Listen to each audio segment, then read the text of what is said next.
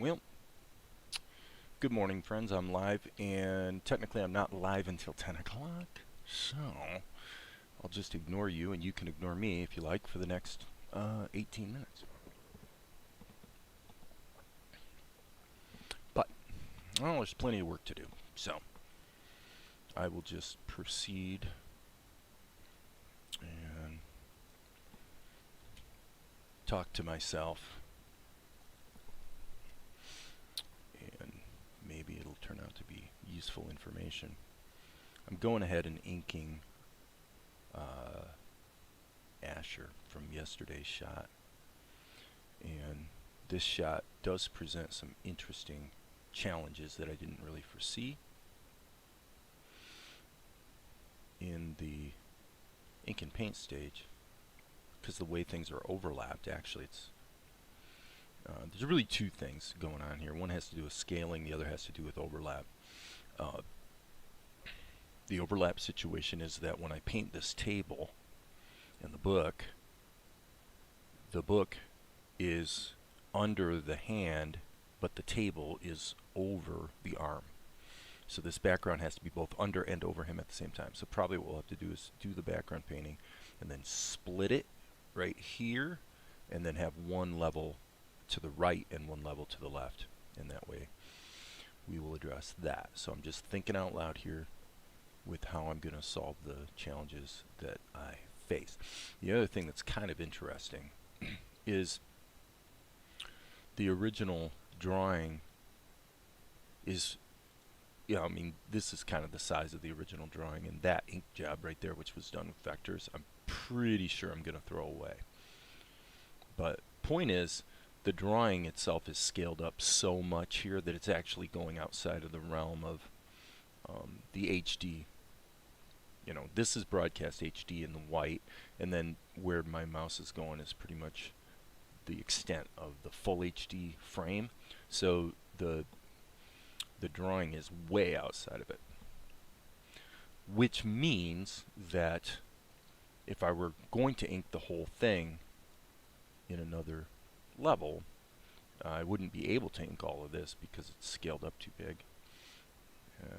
Hence I decided to give a try to using vectors, and now that I've done that, I have to say it actually looks okay. I don't think it's really going to be a problem. What the camera's actually going to see would be this. So the vectors on the arm I think work okay. And the other thing I did was, if you're kind of a purist who kind of wishes you could put your ink and your pencil tests on the same level and just kind of keep everything together, there's two ways to do it that seem to work pretty well.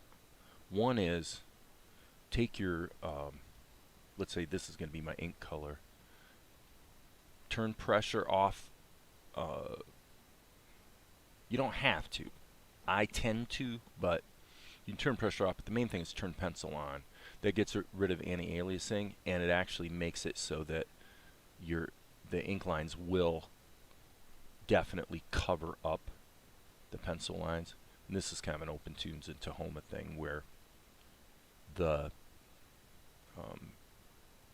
if you don't do this, it's with my luck it'll be hard to show here, but what happens is there's a little bit of a, we're not really seeing it here.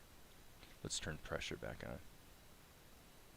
You see a little bit of a conflict between the, and we're not really seeing it here too much. Unfortunately, I can't really demonstrate it that well, but and I'm having to press pretty hard. But what happens is when there's already some lines there, just because of the way it handles like the alpha channel under the hood, it doesn't quite necessarily pick up your lines. When you go in pencil mode, you lose your anti-aliasing, but one thing you get in exchange for that is really bold lines that do cover up the pencil lines. So as you can see, you get this really crass, we're only going from 1 to 2 pixels wide on our line, but because it's in pencil mode, you can really see the stair stepping there. The thing you got to realize though is if you go to actual size, and you can see the stair stepping is really egregious, but if you go to your if you go to your level settings, and turn on anti-aliasing, I usually set it at a level of 100. Then when it renders, boom, it actually does a quite good job of resolving those lines,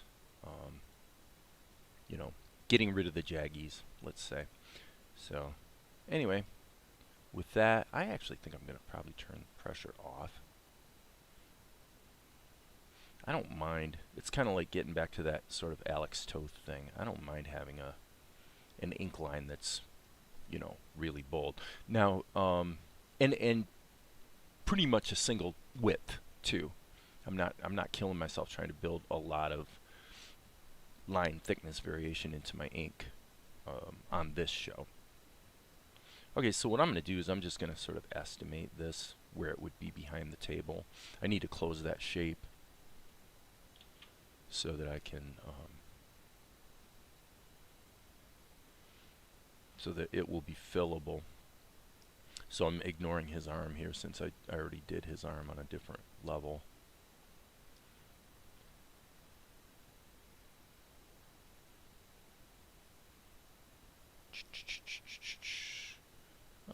Yeah, and basically this can just go like that.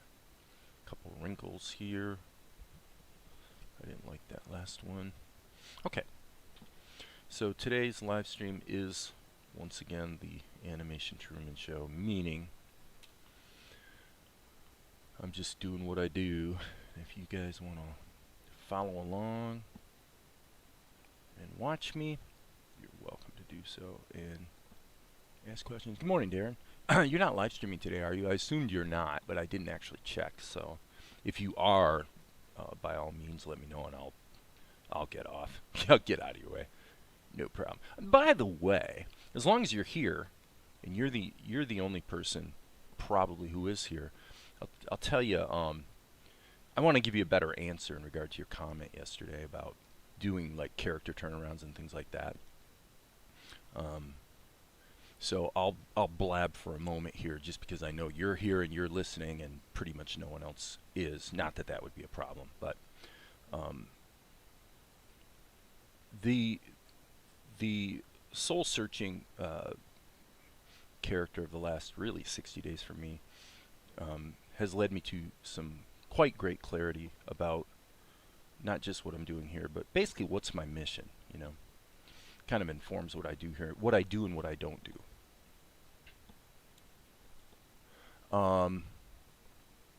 I know what my mission is, really for the first time. And my mission is to, my mission is the disciplined engineering of competitive quality media properties. That's a very carefully thought out mission statement. The disciplined engineering. In other words, it's a pragmatic back and forth construction process. Kind of gets into what I talked about yesterday on the live stream, about at the end of the live stream, about being uncompromising. Point being, why do I share that with you? Well,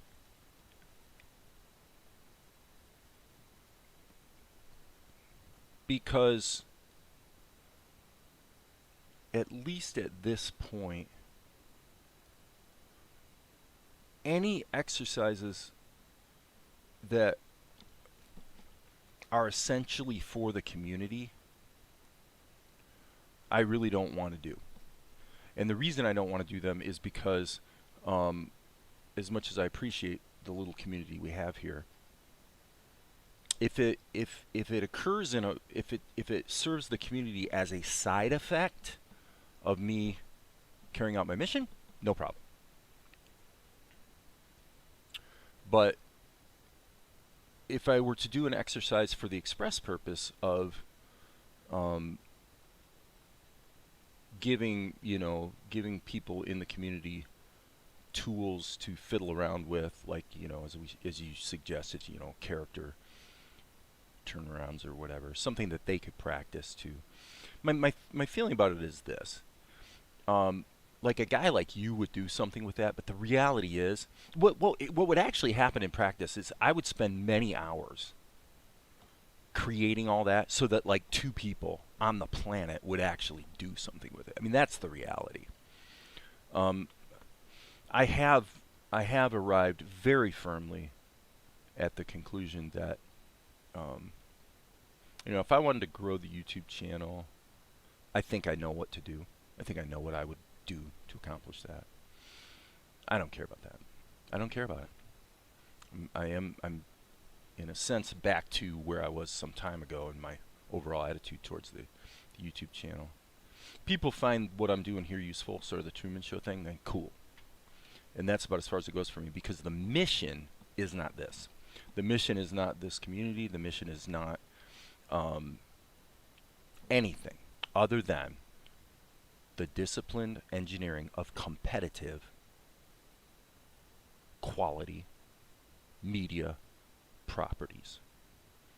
Media properties meaning something you can sell. The live stream is not that. The live stream is the exception because live streaming is a side effect of me just getting my work done. That's why I said yesterday good morning, Maria. That's why I said yesterday that if I find myself talking too much to where I actually am not making progress on the show, then I'll shut down the live stream. I mean, I literally will quit doing it. Because at this point, I don't love this. It's fun. One could certainly make the case that the ego gratification of being the center of attention is actually not particularly helpful for me or for anybody else. It is gratifying. It is gratifying. It's also mostly useless, for me. It might benefit somebody out there if I am able to answer their question or show them something that's useful. By the way, speaking of usefulness, one thing I was going to say today is that I had made the point when I started here that by putting your ink in pencil mode, you can actually go over the pencil lines and cover them up. There's another way that I thought of today. If you want to keep your ink lines in the same TLV file, in the same level with your pencil test, here's an interesting way to do it. Let's just try it right now. I think it would be a interesting thing to try, which is this. Just take your pencil test, right? And in this case, I'll just grab this drawing since it's an empty one. And I'm going to drag this into another column and just do the ink in a different level, but it's actually in the same TLV file. So that kind of kills two birds with one stone, as they say.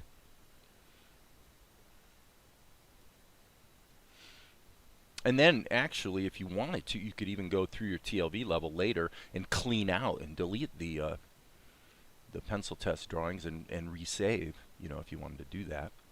Okay, so here, so yeah, this has been inked, so this is kind of interesting. I'm going to turn the density of these guys back up again.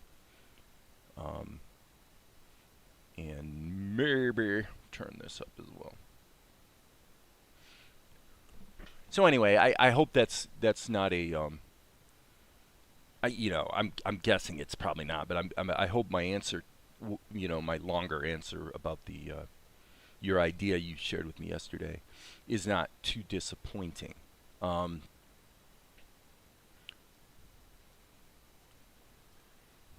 gone through a lot of I almost responded to your comment yesterday with a fairly long response, and ultimately I erased that response and just typed considering. Okay, but since you're here, I don't mind giving the full answer. I just didn't want to type it, and people kind of misinterpret sometimes things you write if you're not careful.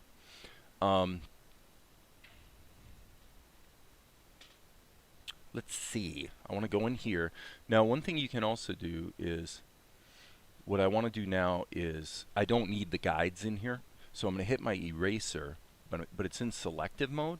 So what it's going to do, it's going to erase whatever item on the palette is currently selected. So I can erase all these guides and my pencil test. Now that creates a problem, as you can see, because I still need the guide in there for the background. So what I'll do is just, I think what we'll do is we'll just kind of go like that. Just leave enough in there so I can see what I intended.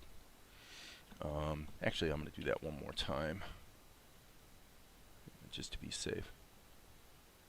Okay, that's cool. Yep, I appreciate that, Darren. So at this point, as I said, that I may repeat it a few times. My mission is the disciplined engineering of competitive quality media properties. That's it. Nothing else. There is no other thing I want to do or am trying to do. And again, if something turns out to be a side effect of that that's beneficial in some way, great. But basically, the only reason I belabor that is because it's really, really easy to let various things become a distraction from.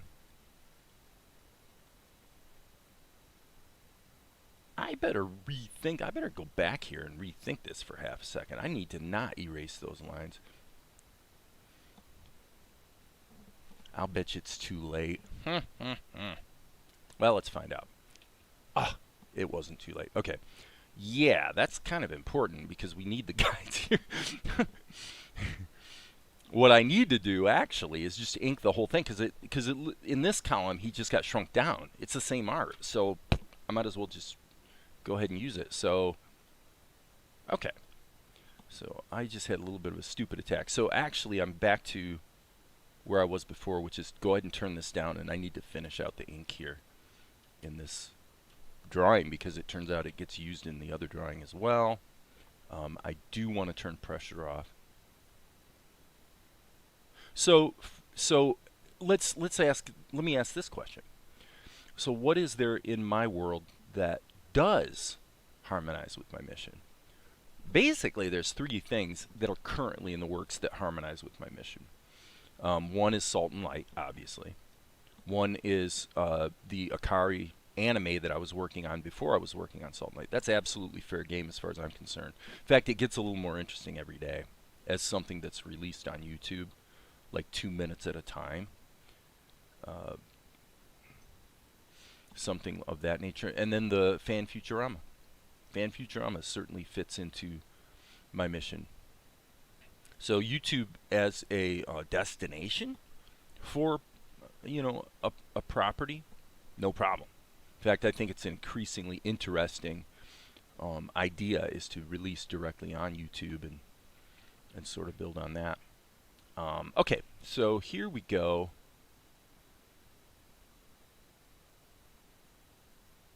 So here, I guess, this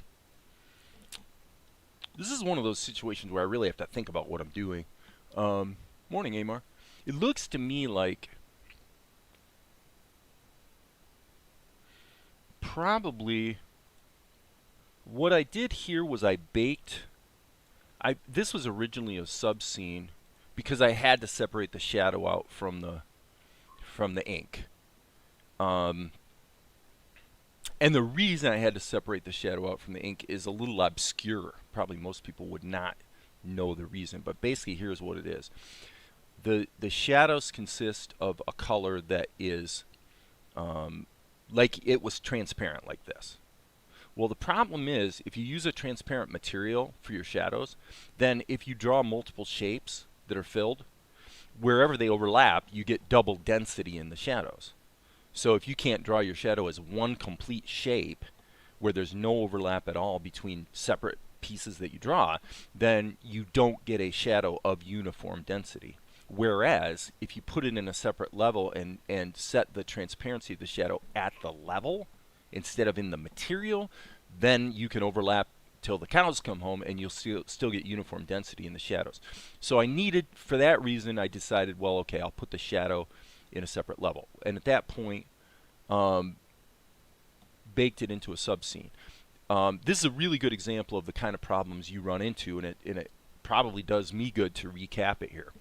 So you bake these down into a subscene, Okay. Well, the problem, this is a little problem. The problem that the shadows look correct in the subscene, but not in the nested scene or the containing scene. But the bigger problem is that within the subscene, of course, you can't see all the other levels that you were using as a guide to, you know, to draw. So I had to explode the subscene, and so now I'm double thinking this a little bit, because here's the deal. Now that I've got the animation baked in, and I know that the animation is doing what I wanted it to do, then I could come back up here and add an animation key just to the level. Arguably, actually, what I probably should do is just parent it to this. But that might present a problem too. Let's think about this for half a second. Okay, so what I would do is I would take the subscene. Since the animation is already baked in, I know the animation looks right. When it renders, as you can see, the shadow looks right too. So now what we're arguing about is how do we deal with the fact that we've got to scale this to match this level that was also scaled. But there's a catch. When we get to here, the hand still has to be in there, but the scaling's completely different. In fact, because I didn't want to deal with interpolating the keyframes and everything, I just went ahead and put the well, and plus this has a camera move. Okay, so technically it could be argued that you could move this back over into this column and then copy the animation key and it would still work. But what I'm thinking about here is the good news is we can take this subscene and add one key to it that just scales it to the right size. So we could do that right now if we want to. So we say let's just hit the scale mode and we'll just scale it up till it looks about right. And then we'll take the positioning, and so now what we've done is we've just moved the level, but the animation that's baked into the levels within it will still prevail. So then we'll get this. So that's exactly what we wanted. Except not quite. Because, well, let me see here. That's interesting. It looks to me, okay, so we're learning as we go here, folks. It does look to me like it's scaling. And I don't know why it would be, because there's no, unless the scaling is baked in here too. Let me look at this. No, it's just moving laterally. There's no scaling baked into this level. This is kind of interesting. So I wonder if under the hood, it's actually linked.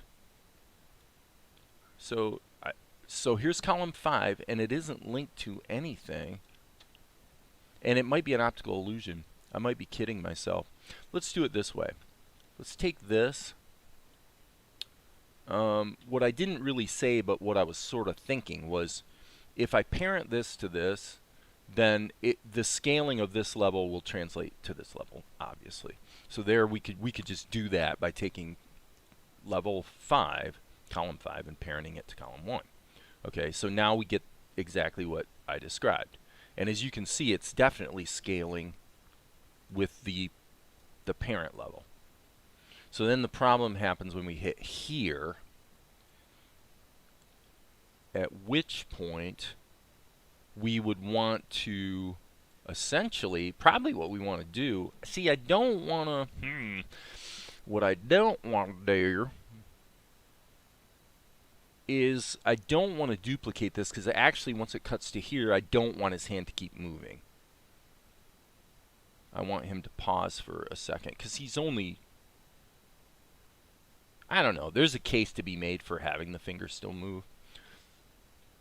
Let's give it a crack. So I'm going to take this, I'm going to actually insert another level and paste this here. Okay, but then this level, which is 6, I'm going to parent to level 2. So this is just part of what happens when you start getting into, it certainly happens when you deal with rigging and whatnot. You know, you just, once your situation gets a little more complex, as you can see, it definitely gets a little complex. Okay, yeah, and I do not want to do this because if I do this, we're introducing the problem of having all kinds of things here on this part of the arm that we're going to be able to see that we wouldn't have been able to see before. So really all I want to do is one of two things. Either just take this final frame, put that over here, or just not bother. Just bake the hand into this shot. Now the problem with that is, I guess we have the problem no matter what. Because this is the arm is too big, right? I mean, it comes out here like that, and we have this little border here, which we could hide obviously by using just coloring that the red color. So again, guys, this might be boring to you, I don't know, but we're just thinking out loud. It does appear to me that this level is slightly too large in any case, so I'm going to go ahead and scale it. I'm going to give it an animation key.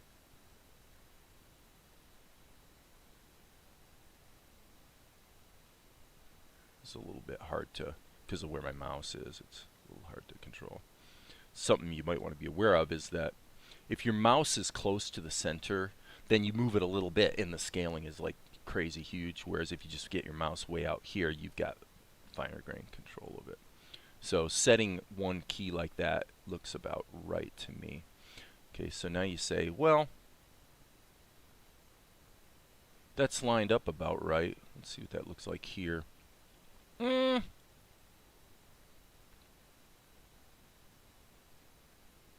Okay, so now if we extend this, which is essentially what we're talking about doing, then all we have to do is grab this key, Control C, Control V, and then just compensate the size here. That pretty much gets us to where we're trying to get to. So yeah, like I said, structurally, this is a little bit of a... Okay, so it appears to me that, yep, global key was not selected. This is so stupid, but it's my fault. Global key was not selected, so that means that the scaling got set, but the position didn't. So, do I need to hit global key now? Well, I could, but probably I could just do this. And then what I want to do is take this key, Control C, Control V. So, and getting back to what I was saying to you, Darren, is, this is what I mean by engineering. Dealing, what I was talking about yesterday at the end of the live stream, is dealing very pragmatically and uncompromisingly with matters of quality, things that are going wrong. You take the time to figure out what's wrong and fix it. Come heck or high water. All right, so let me go down here. So clearly there's one thing we need to do, which is, and I don't know how well this is going to work. I'm going to see. So I'm going to hit the G key and sample this, make sure I've got the right palette entry. These colors, by the way, most of them are going to be changed. They're not actually correct colors. Okay. Did I say hello, Amar? If I didn't, sorry. Okay, so now I'm going to hit the F key to do a fill, but what I'm going to do is I'm going to do a freehand, and what I'm actually going to paint is the line. So then by going like this, and as expected, unfortunately, it doesn't work. Okay.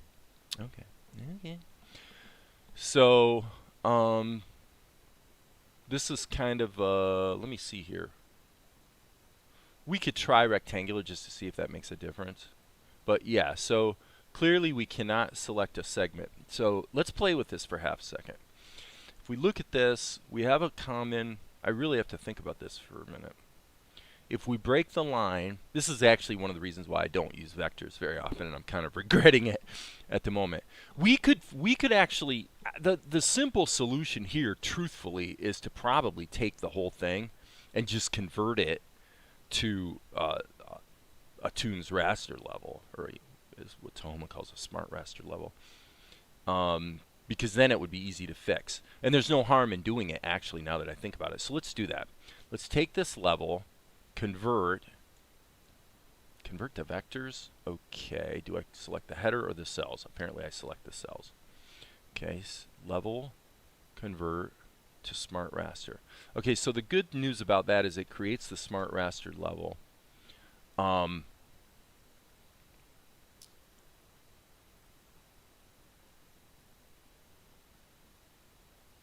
And of course we're going to actually have another problem now, but that's okay. That's okay. One thing at a time here, folks. So now the problem with this is that we need to parent this to this to make sure that their motion matches, and then of course the ink is not going to match. So in other words, if we turn this off, you can see that part of the ink's missing. So that's no big deal. We can fix this really quickly. So let's give ourselves about 1 minute to fix this. Okay, actually stop. Let me see something. Okay, now this is really, really annoying. Also easily fixed. What's annoying? What's annoying here is that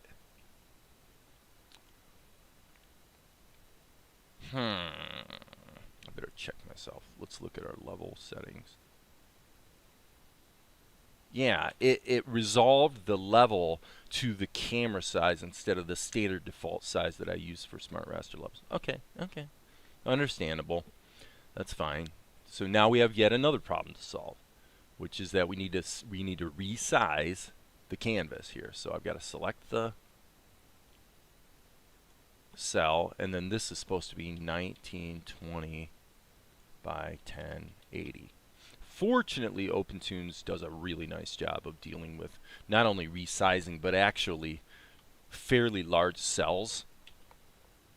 Okay, so what I'm going to do is I'm going to go ahead and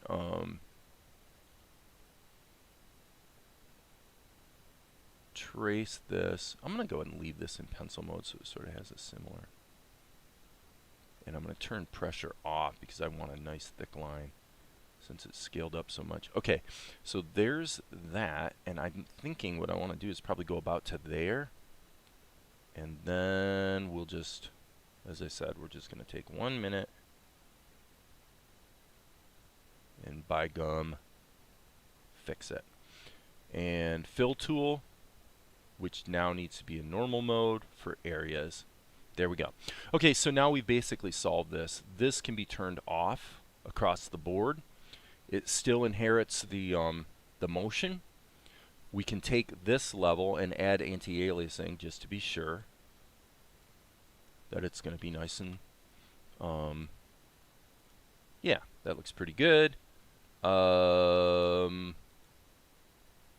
sure about. Okay, that is the correct color, so let's take that there. The only caveat would be, whoops, yes, would be this right here. The ink lines are just a little bit flimsy. So I'm going to make an exception to my normal rule and turn this up to 4.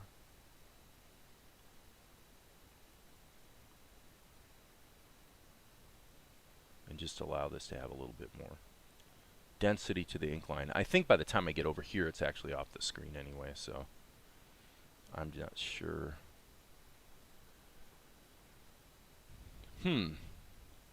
Okay, I used to think, in other words, basically 1 minute ago, I used to think that when you put pressure on, that it defaulted to the largest setting, to the max, but it looks like it doesn't. It looks like it actually defaults to either some compromise between the two, or to the... No, I guess I was right. I turned pressure off. It looks like it's 4. So anyway, let's just keep moving. All right, so we've solved our problem of the arm getting cut off. So let's rise up out of here.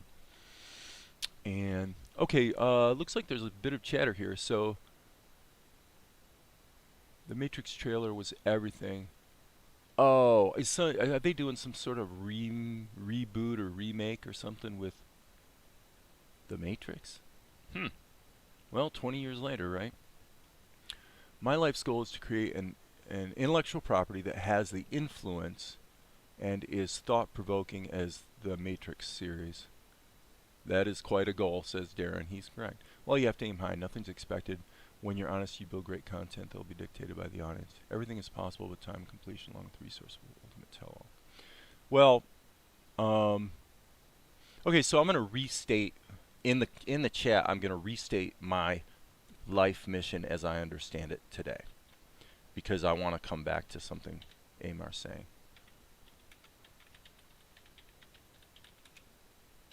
So I'm typing into the chat my mission, which was only arrived at a couple days ago. I've spent really the last several months really pondering, what the heck am I trying to do?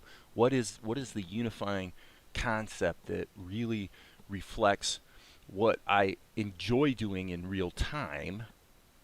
You know, harmonizes with what I think my goals are. Okay. So I'm going to put it in the chat.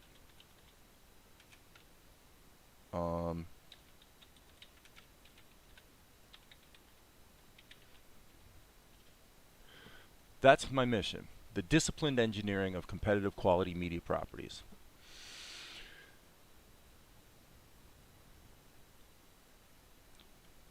Disciplined engineering is what you see in my work when I am working for a client. It's one of the reasons why I wanted to think about this matter of a mission, because the level of discipline and care and standards of quality in both the final result and in my manner of executing. My standards are better, palpably better, when I'm working for a client than when I'm just working for myself. So that kind of bugged me. But I say that because I put it in the chat for this reason. The danger of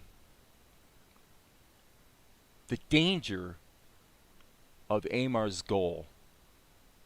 I mean, read Amar's goal and then look at my mission and call it a goal instead of a mission. And what's the key difference? What is the key difference between Amar's goal and my goal? There's a massive, massive difference between his goal and mine that is, for me, hugely important. Like I have a big problem with his goal. Not that it's bad. It's actually a good, for me it would be a good starting point in formulating my goal, but it would not be a good goal, and there's a key reason why. What's the biggest difference between Amar's goal and mine? His goal is to create an IP, an intellectual property, which is, you know, a media property, presumably, that has the influence and is thought-provoking as that series. My goal is disciplined engineering of competitive quality media properties. What's the key difference? Anybody want to weigh in? There's a massive difference between those two goals.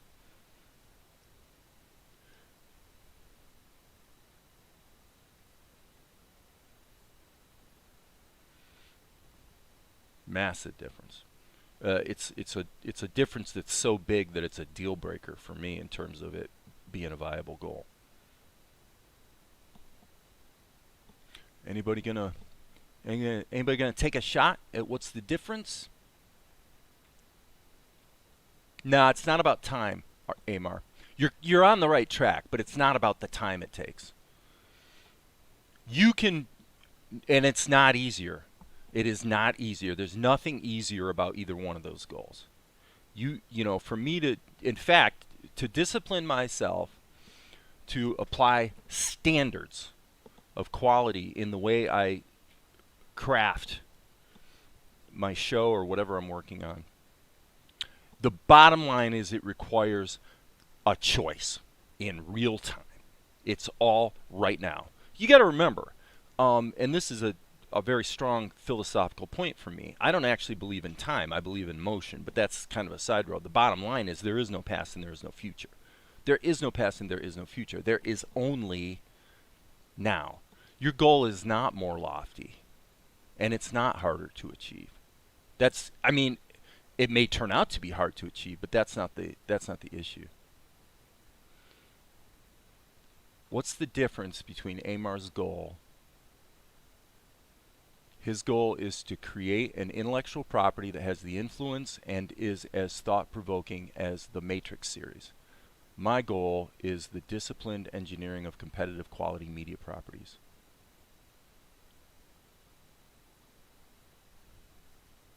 What's the key difference between his goal and mine? Just to be clear, by the way, we're not saying Amar's goal is bad. I'm just saying for me it would not work at all as a goal. So the question is, well, why not?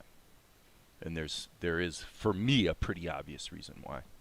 All right, I'm going to hit the A key here, and I need to actually lower this just a little bit.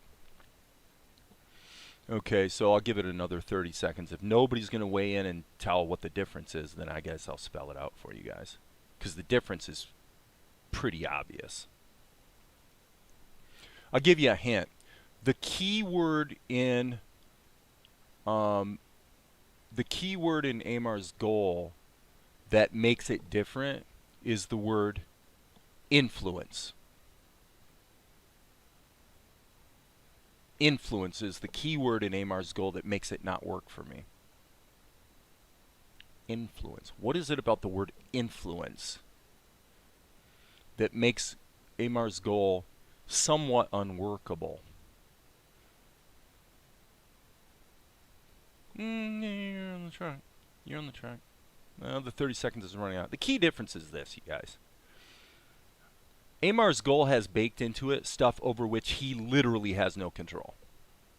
Literally zero control. Influence?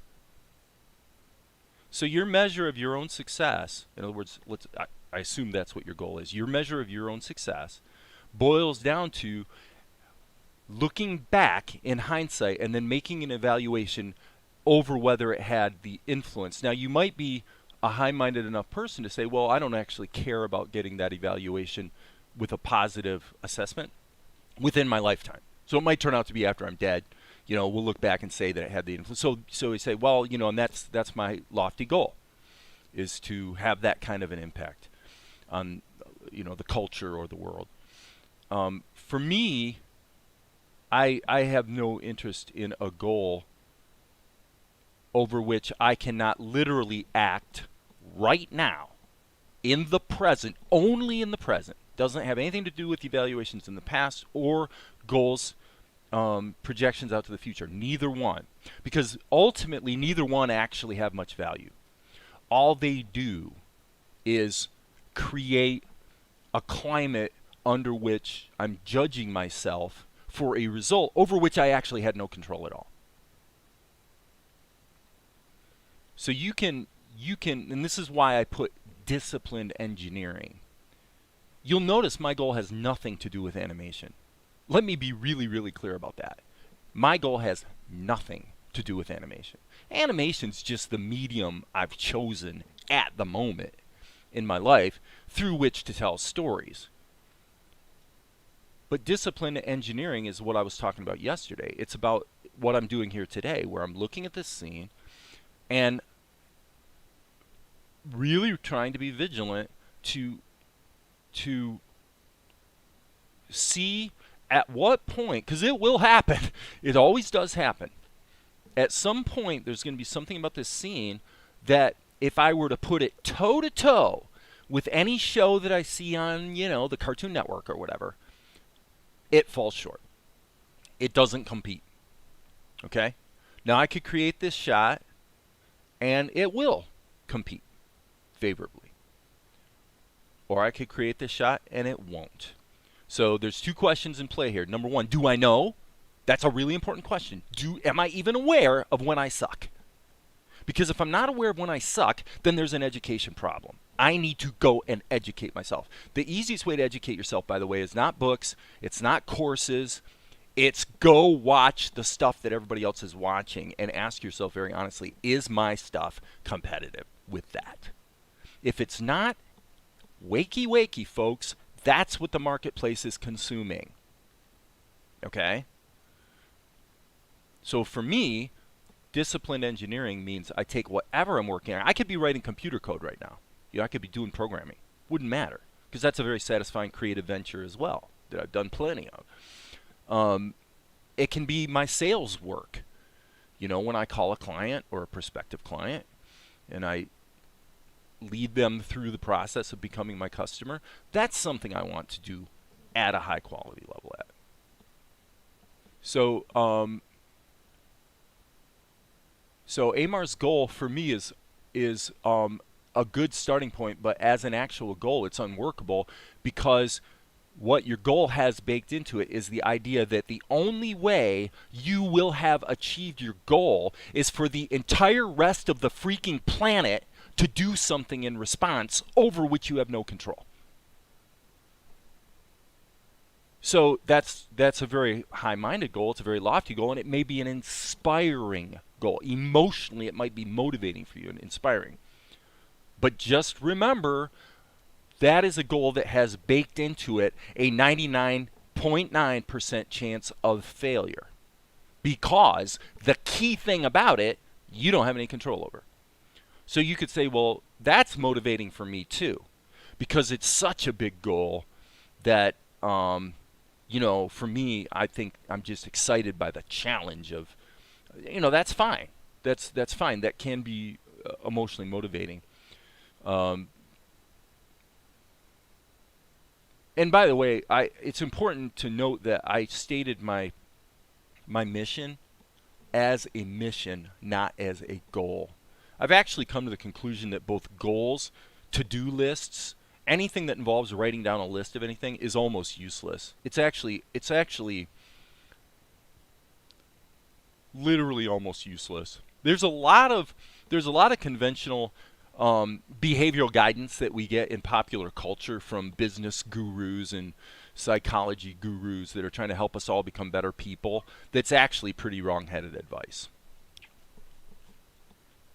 And goals and to-do lists are actually only useful as a reminder. In other words, you're writing something down for the basic reason, not because this is like what I'm aiming for in my life or whatever. This is what I'm going to accomplish today. That's not why you do it. You do it so you don't forget the stuff that you knew you needed to deal with. Okay. So I figured when I leveled my opinion, you'd probably give us some chat comments here. Hey Marcel, I want to look at what you're. They've influenced generations, but my goal is more related to stories, not animation or filmmaking. Right, and yeah, I mean mine too. I mean, I've chosen storytelling as my mechanism to create content that will make people think deeply about what they think. Okay, let me. I'm gonna go up 1, 2, 3, 4, 5, 6 chat comments to Amar's comment, and it is to create content that will make people think deeply about what they see, think, and want. Okay, let's take that for a moment. Now I'm gonna be your coach for a moment. All right, so you're a friend or and you've come to me, you said this is what you're trying to do, and you say, oh, I say, well, really, that's what you're trying to do, huh? So yeah, I'm serious. That's what I want to do. Okay. Okay, and so then I say to you, Amar, all right, you got 30 minutes? Go. Do it. Right now. Write down something. It's going to be short, obviously. It's going to be a short thing that might only be 1 page. But whatever you do, I want you to do something that will make people think deeply about what they think, see, and want. I've done that. I did it in my Spiral Notebook, and 3 days ago, I think it was, I live streamed 1 page of my Spiral Notebook, just 1 page, took about a half hour to write, that accomplished exactly that. It was something that would make you think deeply about what you think, see, want. So therefore, I'm sure you can do it. Okay? So do it right now. Go. You got 30 minutes, and then after 30 minutes, you'll have something where you've got a reasonably good chance of saying, well, I've actually achieved my life goal. Well, that's done. I did that. Well, okay. So now if you say, well, that's harder than it sounds. I can't just in 30 minutes go and create something that makes people think deeply about what they see and think and want. I can't right now express the essence of what my goal or mission is. So I say this is my goal or my mission, but by the way, it's something I can't actually do now. Now, we can get into a discussion about that because on the one hand, you could say, well, yeah, but I can make progress toward it. In other words, I'm moving toward the goal. So the goal is always something that's out there. Okay? And that's fine.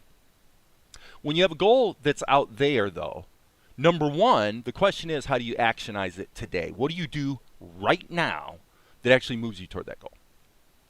So you would write something, and that something would then be evaluated probably by nobody else because nobody else is going to look at it, right? Only you're going to look at it. So now you've written something, and what you've written by your own standards either succeeded or failed. Well, now the question comes back to what I said a few minutes ago. Do you know? Do you know if it succeeded or failed? If you don't, why don't you? What are your standards? By what do you measure? Okay, so psychologically, the whole in your process, as I see it, is this. If you cannot make that evaluation and execute right now, then there's a blurry confusion factor between what's driving you to see this goal as compelling and your ability to actually achieve it. Okay, that probably sounds pretty fuzzy. Probably didn't make a lot of sense. Okay? But in other words, if you cannot, like for me, my mission is driven by standards. Okay? So when I say disciplined engineering, that means I have standards. I have standards of what I consider, and it's my judgment,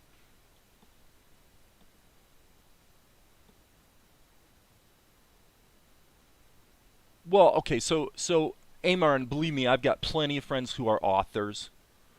I've had so many people over the years send me movie scripts. You know, they come across my desk because they want me to consider their script, or you know, I've coached people on their writing.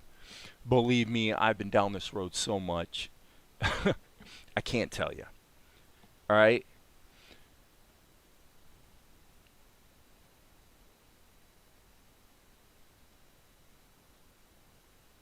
If you were here in the room, I'd say, okay, what have you published? You're saying basically the driver here is your creative work, you're published. I mean, you're writing. Okay, so in other words, you're not locked on the idea of movies, you're not locked on the idea of animation, not necessarily comic books, whatever it might be, but the basic idea is the story. So for me, I would say, okay, this is about writing. Okay, so you're about writing. Okay, what have you published? If the answer is, well, nothing, then I'd say, you know what? Go take a look at what Yvette's doing, because Yvette's doing the right thing. Yvette's publishing like her life depended on it, and she's got several books that she's published. She comes on here sometimes. And Amar says, so let's look at Amar's last comment and compare that to his goal. Amar says, I've written many different things, but the content is not developed to the point I need it to be in order for it to be successful. Okay, so now what you're saying, Amar, is that your current evaluation of your current ability to act is being evaluated and judged by you to not be ready. So in other words, what you're saying is, in real time, right now, I, Amar, am the judge. Now let's look at how that compares to your goal that you say this real-time activity feeds into. Well, your long-term goal is influence. So your long-term goal is dependent on the judgment of everybody except you. So in real time, you're saying, well, it's not developed enough to where the point, you know, so it can have that influence. And then even when I'm convinced that it is, it doesn't matter. The fact that I care about it, or I like it, or I think it's good enough doesn't matter, because in order to actually have my goal achieved, it depends on influence, meaning everybody else has to respond to it with the same judgment that I had. Just ask yourself, friend, what are the odds? of those two things matching up? The odds are zero. The odds are zero. So, and since we're talking about Yvette, let's say this. If you go and you look at Yvette's work, I will guarantee you can find some things about it that you're going to criticize. But guess what? You're going to say the same thing about my work. You're already saying the same thing about your own work. The truth of the matter is you do have standards, and that's good. How do I know you have standards? Because you just told me. You said your own work is not developed to the point. I got to find the comment, but basically, I'm not good enough yet is pretty much what you said. Well, that's good. That means you have standards.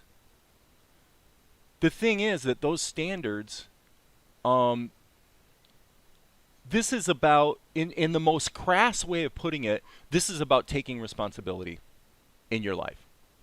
This is about not making excuses and taking responsibility. Why do I say that?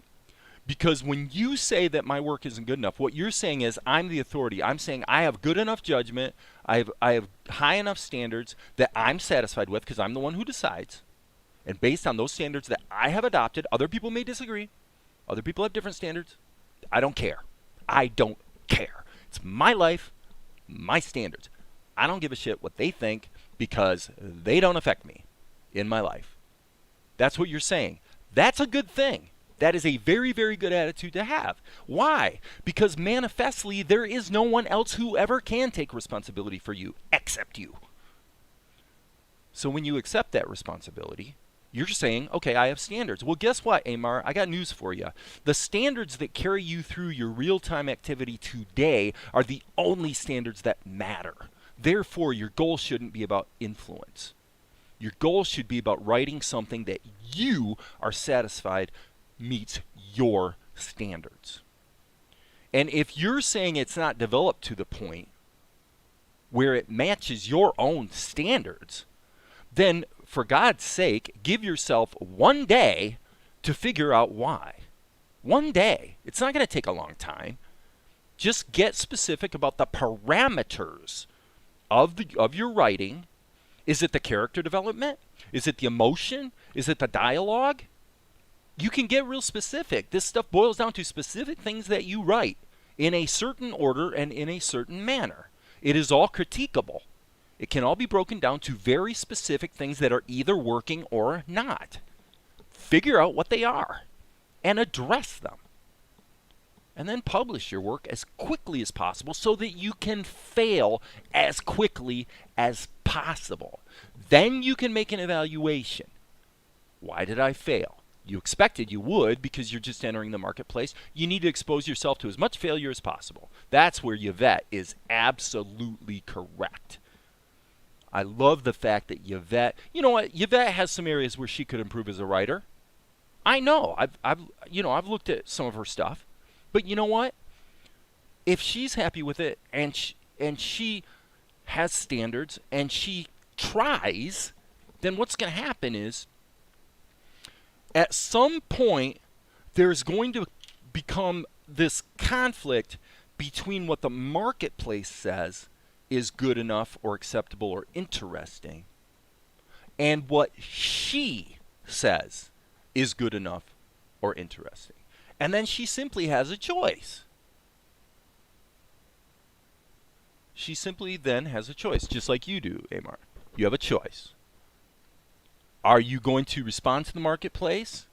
Like some people will look at that situation where I have movies that have failed.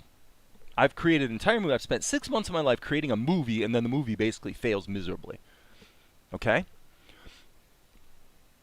So now I can learn from that, and I can criticize the marketplace and say, well, you know what? I like making my movies my way. I like doing what I want to do, and if the market doesn't like it, then that's tough for them because they're stupid. Okay? I know that sounds snarky, but the truth is that is a valid response. I don't have to respond to the marketplace if I don't want to. It's up to me. Again, this is personal responsibility 101. I decide. So as a media creator, I think generally our best option is probably to find some compromise between preserving the integrity of our own vision and being responsive to the marketplace. The movie that I created that was most successful was that. It was a movie that was created to address the likely themes and concepts that the marketplace would embrace, combined with me adding my own twist of creativity to it. And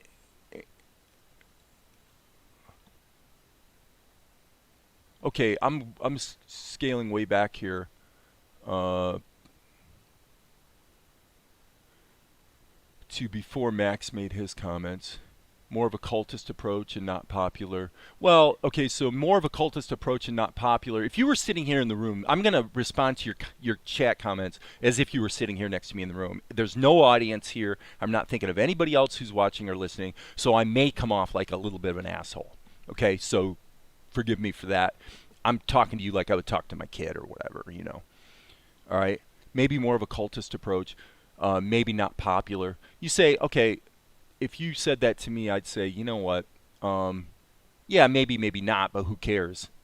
You know, that's just a story you're telling yourself to rationalize how you think it will turn out if you actually put it out there at the level you're currently at. So you're basically making a premature judgment about yourself. It could be that you're brilliant and you don't even know it. It could be. Could be you're absolutely brilliant. So there's a danger of not being critical of yourself, and on the other hand, there's a danger of prejudging yourself. Both extremes are not that helpful. When you engage with the marketplace, you find out really quick. My YouTube channel is a great example of that. My YouTube channel is not popular. My YouTube channel is never going to be popular if I keep doing what I'm doing. So now that's fine. I've got a choice. Do I care or not? And the answer is, just for the record, in case you guys wonder, the answer is I don't care. I couldn't actually possibly care less. Because that's not my mission. My mission is the disciplined engineering of competitive quality media properties. In the live action movie space, I've gotten pretty good at that, actually. The last movie I made sat in the mix pretty darn well. You know, the budget was a factor. It's not going to compare with a Hollywood blockbuster, but within the realm of very modestly budgeted films.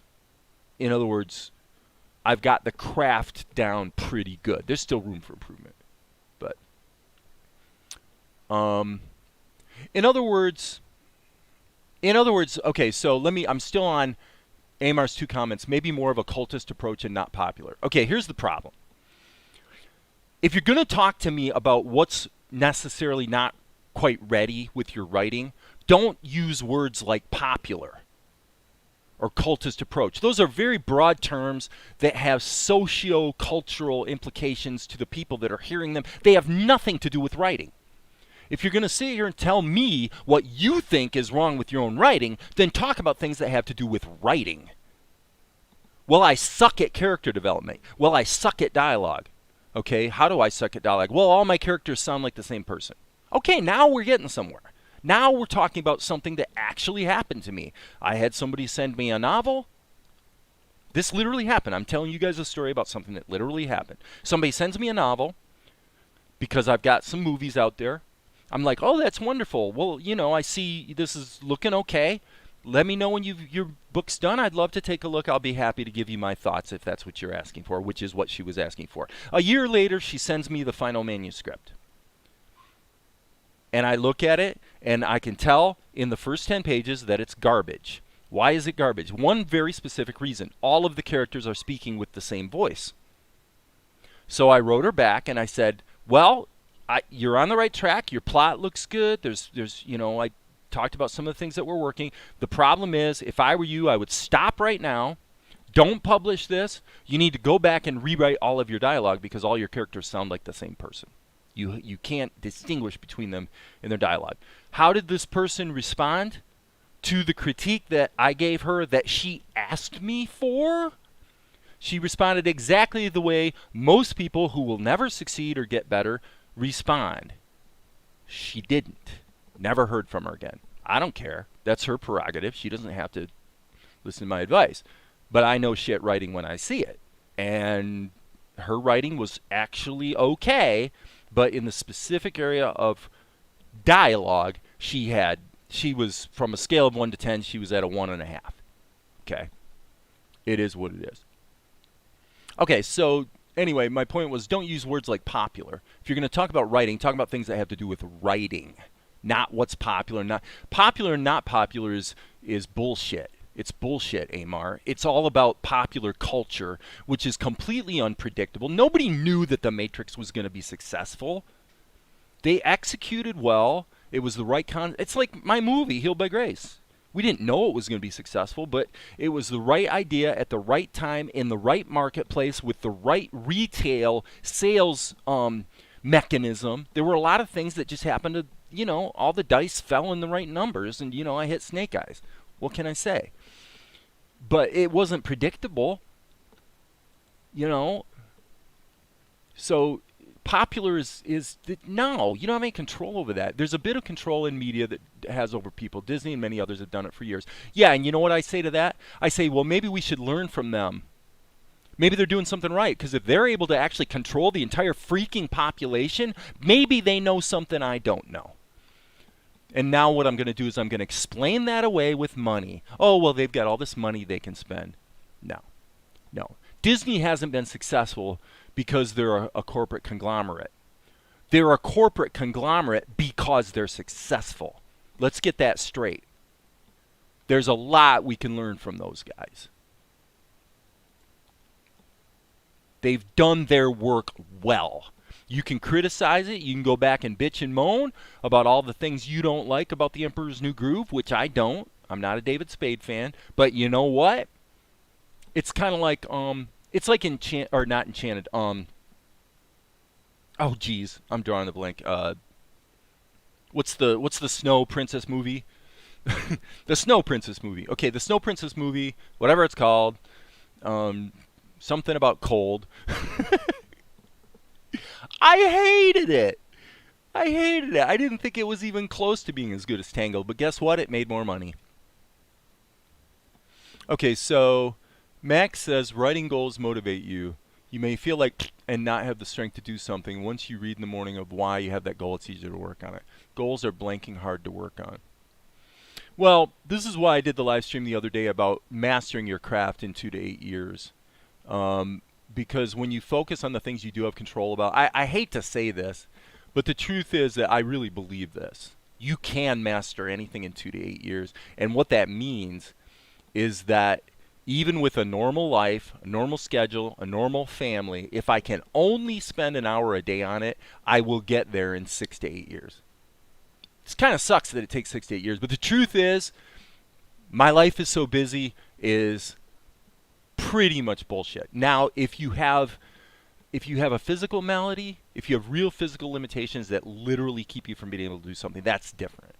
Okay? But for most people in most situations, you know, it's just a matter of making it a priority. And why don't we make it a priority? We don't make it a priority because we don't actually believe we can succeed. That's the truth. We don't really believe we can succeed. We're actually scared. So we don't put ourselves out there and make the effort. And so what happens is you talk yourself out of ever paying the price. When you talk yourself out of paying the price, what you've done is you've determined that you're going to fail in advance. And then what you do is you invent a story that you tell yourself in your mind to rationalize why the whole marketplace, the whole industry, it's all political. It's all driven by these corporate conglomerates. You make all kinds of excuses because you have to come up with a story to tell yourself to excuse the fact that you never paid the price. That's the truth. You never paid the price. You don't deserve to succeed if you don't pay the price. Neither do I. None of us do. The sad, pathetic truth that most of us don't like to acknowledge is that most people who succeed are actually pretty good. Usually success comes from actually being pretty good at what you're doing. You know? But there is a little bit of coincidence involved. You know, it's like I said with my movie that succeeded. You know, if it wasn't for certain marketplace conditions, it would not have done that well. In fact, if it had been released 3 years later, it would have not done that well. That's actually a complete fact. Okay, I've written many different things. Development to the point. Okay, so I'm familiar with Yvette, always honest with myself. So Smog says, I don't consider myself judgment of my art as standards. I just see my art as bad. Well, yeah, but okay, but Smog, that's up to you. You decide. If you judge it as bad and that's that, then that's fine. That's your choice. Now you're being a responsible individual. You've made the decision that according to your standards, it's bad.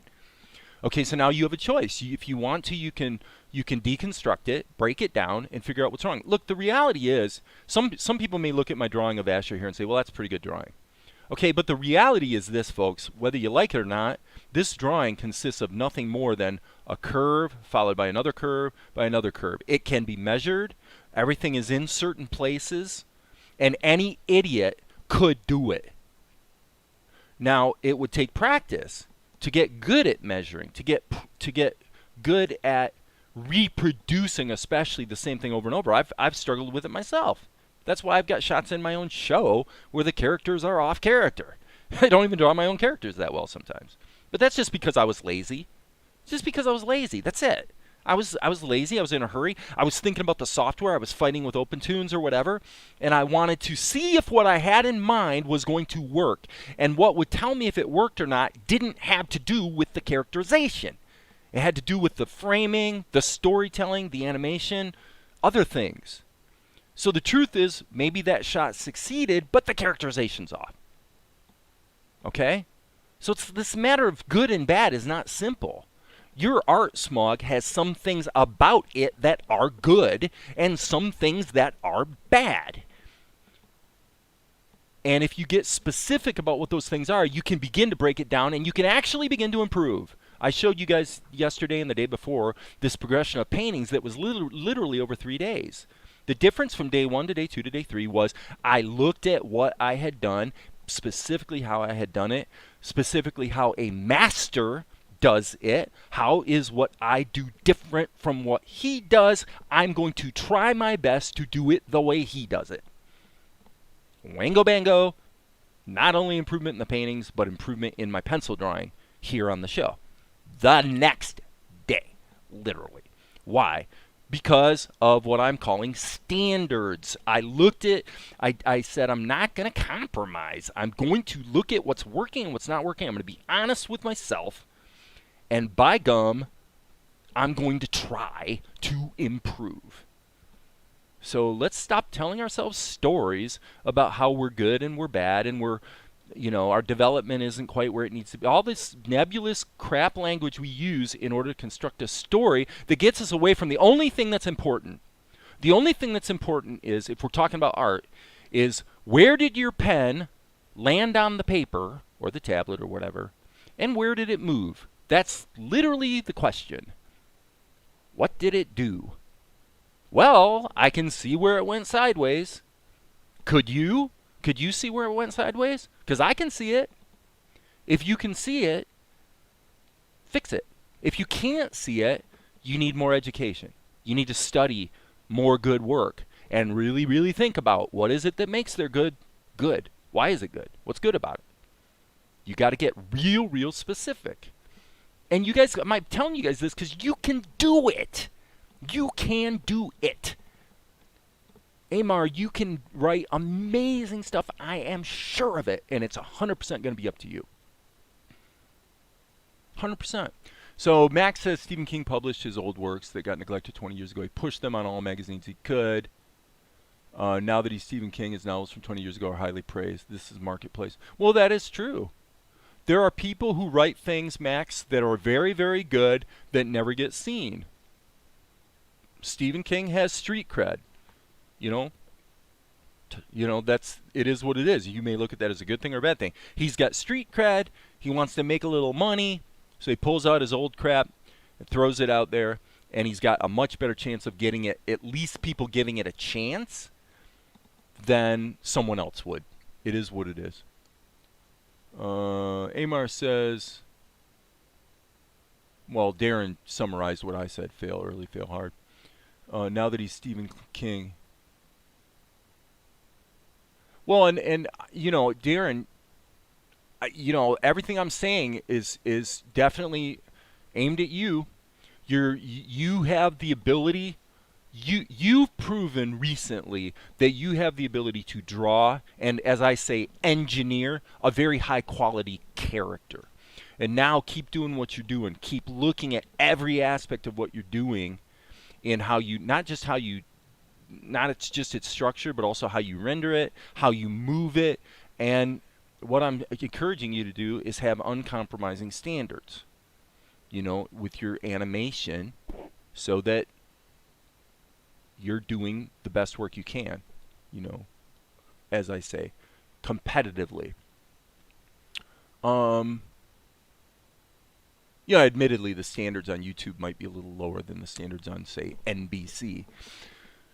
Okay, so Smog says you're here for making friends and teaching others what you know, or at least that's how it feels. Well, I feel quite passionately about this because it is stuff that I've shared with my kids, and it's stuff that I have studied and learned myself, and it matters to me because I don't like seeing people telling themselves a story that, you know, is basically it's designed to rationalize away failure ahead of time and make you feel better about a situation where you're either afraid to try, which is often the case, or you're or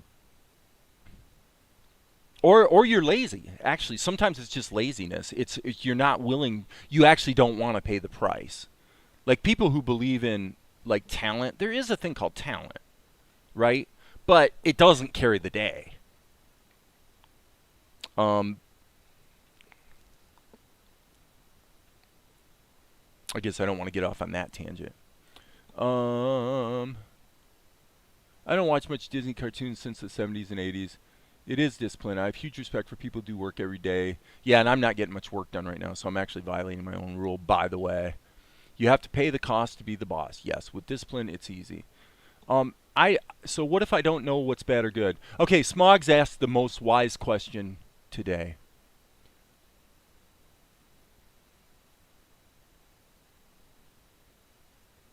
And I'm reading Maria's comments.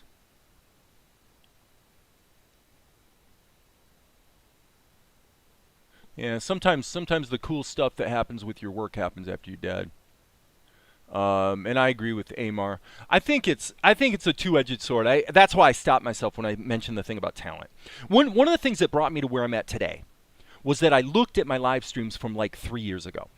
From very early in the process, I'm going, oh my God, all this time I spent dicking around with Krita. You know, the reality is that when I was very early in the process working basically with Blender 2.79 and Opentoonz way back in the day, some of the very earliest stuff I did was actually pretty darn good and sat in the mix just fine with what I'm doing today. So I'm just, what did I accomplish? You know, what changed in these few years? And the only thing that's actually changed since then mainly is that my overall drawing has improved a little bit. But I don't think that's the key. I think what's changed, and especially most recently, is is just standards. And standards not only to know what's good and what's bad, but also the standard I hold myself to in terms of not telling myself a story, not rationalizing away work that's subpar, but insisting what I said at the end of the live stream yesterday is don't accept it. Stop and fix it. Smog's asked a very good question because the question is, well, what if I don't know what's good and what's bad? Okay, my excuse is I don't remember to do art when I have the time. I know excuses aren't good, but that's the story I tell myself. Well, Smog, I get the impression I don't know how old you are, but I'm guessing you're under 20. Am I correct about that?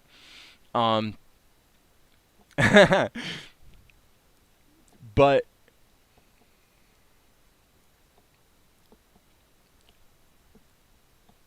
if you don't know what's bad or good, there's two things you can do. You can go the education route. Well, either way, it's education. But basically, educating will help. Books. If you're talking about animation, obviously cartoons. You know, looking at work that you consider good, and then you have to really apply your brain to thinking about why it's good. What is it that they're doing that's working? So you have to think about that. Okay, that's what I thought, Smog. I was pretty sure you were of that age group, I was pretty sure. Okay, so you have to think about that. And so educational materials like books and whatnot can help. It is my... Okay, I'm going to give you the recipe that is going to improve you the best. Okay, I'm going to tell you what's going to improve you the best. This is something I learned in the musical realm. I spent years doing very, very difficult technical exercises on a guitar, and I became very fast and very precise at picking. Kind of like a guitar player named Steve Morse that you may not have probably heard of, but he's been, the last 20 years of his life, he's actually been playing guitar for Deep Purple, actually, as it happens. But really outstanding guitar player. Anyway, but shockingly, my actual playing, my phrasing, my ability to make good music as opposed to being able to play good exercises improved more from just forcing myself to stop everything and learn a song. One song, and just learn it precisely. So my advice to you, Smog, is if you want to do something in this animation realm, this is what you do. I want you to take one scene. You can use OBS or another tool to capture the screen. It doesn't have to be high quality. You just need to capture the screen and capture 5 seconds of some show that you like. Okay? So now you've got a video that's 5 seconds long, and you can freeze frame it. Okay? Take 5 seconds of one show, doesn't matter what it is, and now I don't want you to trace it. Like, you could bring it into a program like Blender or even Opentoonz, and you could actually trace it. You're not going to learn anything if you trace it. But what I want you to do is I want you to take that 5 seconds, and I want you to look at it, and then go to your software. And I don't care if you're working on the background painting, if you're working on just drawing the character, if you're working on the animation, it doesn't matter. You decide what your goal is. You decide what it is you're trying to learn, what you're trying to get better at. Okay? Now what I want you to do is I want you to look at the show. Okay, cool. Well, your generation is much more about probably a style that would be more reflective of a guitar player like The Edge, typically. You know, more rhythmic, more atmospheric, you know, creating a mood. And or finger picking, you know, a more sort of traditionally acoustic approach. All right.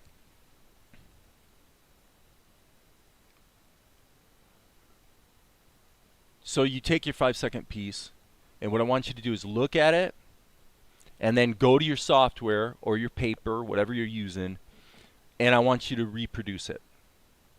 So I want you to copy it. I don't want you to trace it, but I want you to copy it. Okay? And I want you to do this very quickly. I want you to do this as quickly as you can so that you capture in real time the most honest, real-time expression of what you're capable of right now. That's what I want you to do. So don't take a lot of time with it. Don't sit and nitpick it for hours trying to get every line perfect. Don't do that.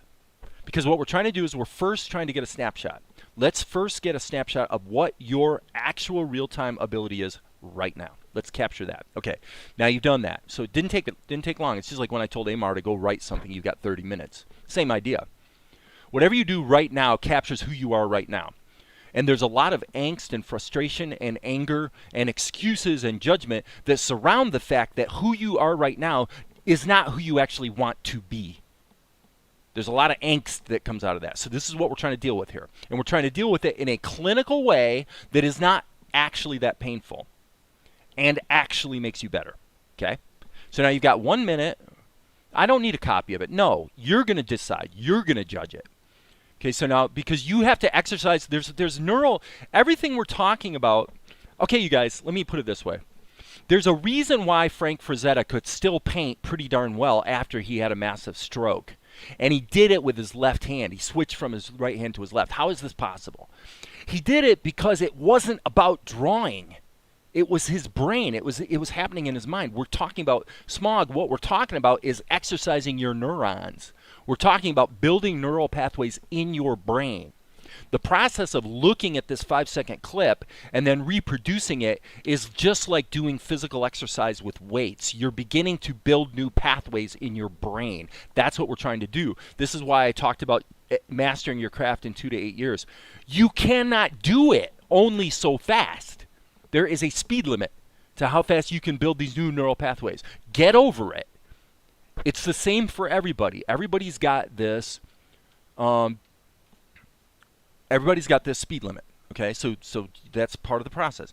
So now you take your 5-second thing and you got 1 minute, maybe 1 to 5 minutes to just reproduce whatever it is you think you see.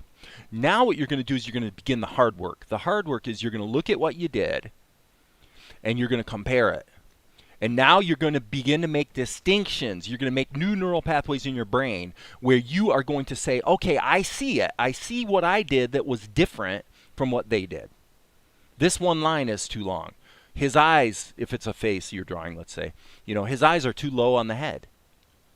And you could use your digital tools to correct those things fairly quickly if you want to try that, right?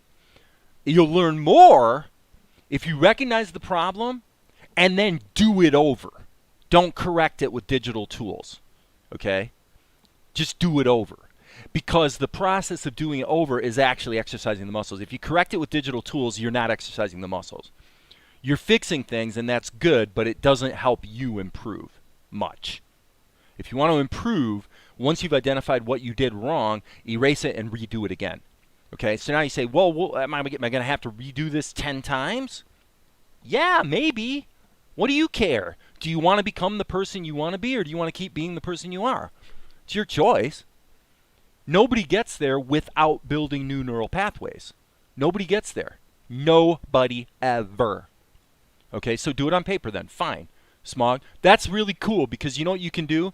If you capture the video on a computer screen, then you can do your exercise on paper, and then you can actually put the paper up against the screen and see very clearly what you did wrong. So that could probably be helpful. Now, it's a bit of a cheat. It would be better to mentally figure out what you did wrong. But if you want to cheat, that's okay. I give you permission to cheat. Okay? So now if you do that exercise, you are going to improve more in 1 day than you're going to improve in a month by just doing the same thing over and over and hoping you're going to get better. Or by doing what's more likely is you're pretty sure you're not going to get better, so then you don't even try and you don't try. You don't practice. You self-judge, you quit, basically, right? People do it all the time. It's completely normal and natural, and we all have to decide what are the things we want to get good at and what are the things we don't care. Because it's perfectly okay to not care. I want to really emphasize that. It's really okay not to care.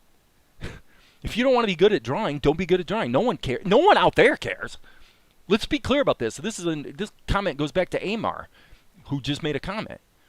Really, Amar, please recognize this. Not one single person on the planet gives a rip about what you're doing creatively, basically. There's a few people on YouTube. You get a few social dividends sometimes when you draw a cartoon, and all that does is fool you into thinking that actually there's people out there who care. Dude, they don't care. The only person who cares about your path is you. So apply your own standards and set them high. And then you match your own standards. You're an adult.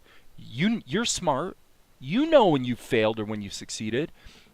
So do it. And then if there's any question at all that maybe your work is getting to where it kind of sort of needs to be, then my advice is publish it as soon as possible, and then you're going to find out that you're going to sell like 4 copies because now you've bumped into the marketing side of it, perhaps. But if you find, and it's this ongoing process. All authors I know struggle with it.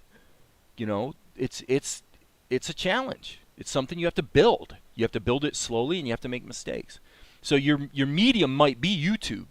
Your chosen pathway may be to just develop on YouTube. For me, that's actually a valid pathway. But the idea isn't to have 10 zillion subscribers and have a lot of videos that go viral, per se. The idea would be to use the YouTube channel as a mechanism for taking finished professional properties and letting them out slowly, probably in 2 to 5 minute increments. Yeah, you're right, Amar, and that's a very courageous and beautiful thing to say. It's very true. Everything relies on that person that stares back at me. That's why everything that I'm saying, I really want to emphasize this, you guys. Everything I'm saying today comes from a place of love. It really does. It comes from a place of believing in you guys. I think that I truly believe that number one, if we could get rid of the angst and all the stories we tell ourselves, if we could just basically get rid of all the bullshit we tell ourselves to explain away the fact that we're afraid, if you could get rid of that, then that alone would cause everyone to be doing a better job of expressing who they really want to be and what they really want to do. Because you wouldn't be afraid. You wouldn't be afraid to try. You wouldn't be intimidated and angry and defensive when somebody tells you what you did wrong and try to make up a story that explains the fact that deep down inside you know they're right. This is the games we play. So I'm saying if we could get rid of those games, what would happen? Well, we would all just try. Okay? And what would happen is that the marketplace would be full of all kinds of cool creative stuff, and I think that the world is probably going to be in balance. In the sense that, in other words, I've got things I can do that benefit you, and you've got things you can do that benefit me.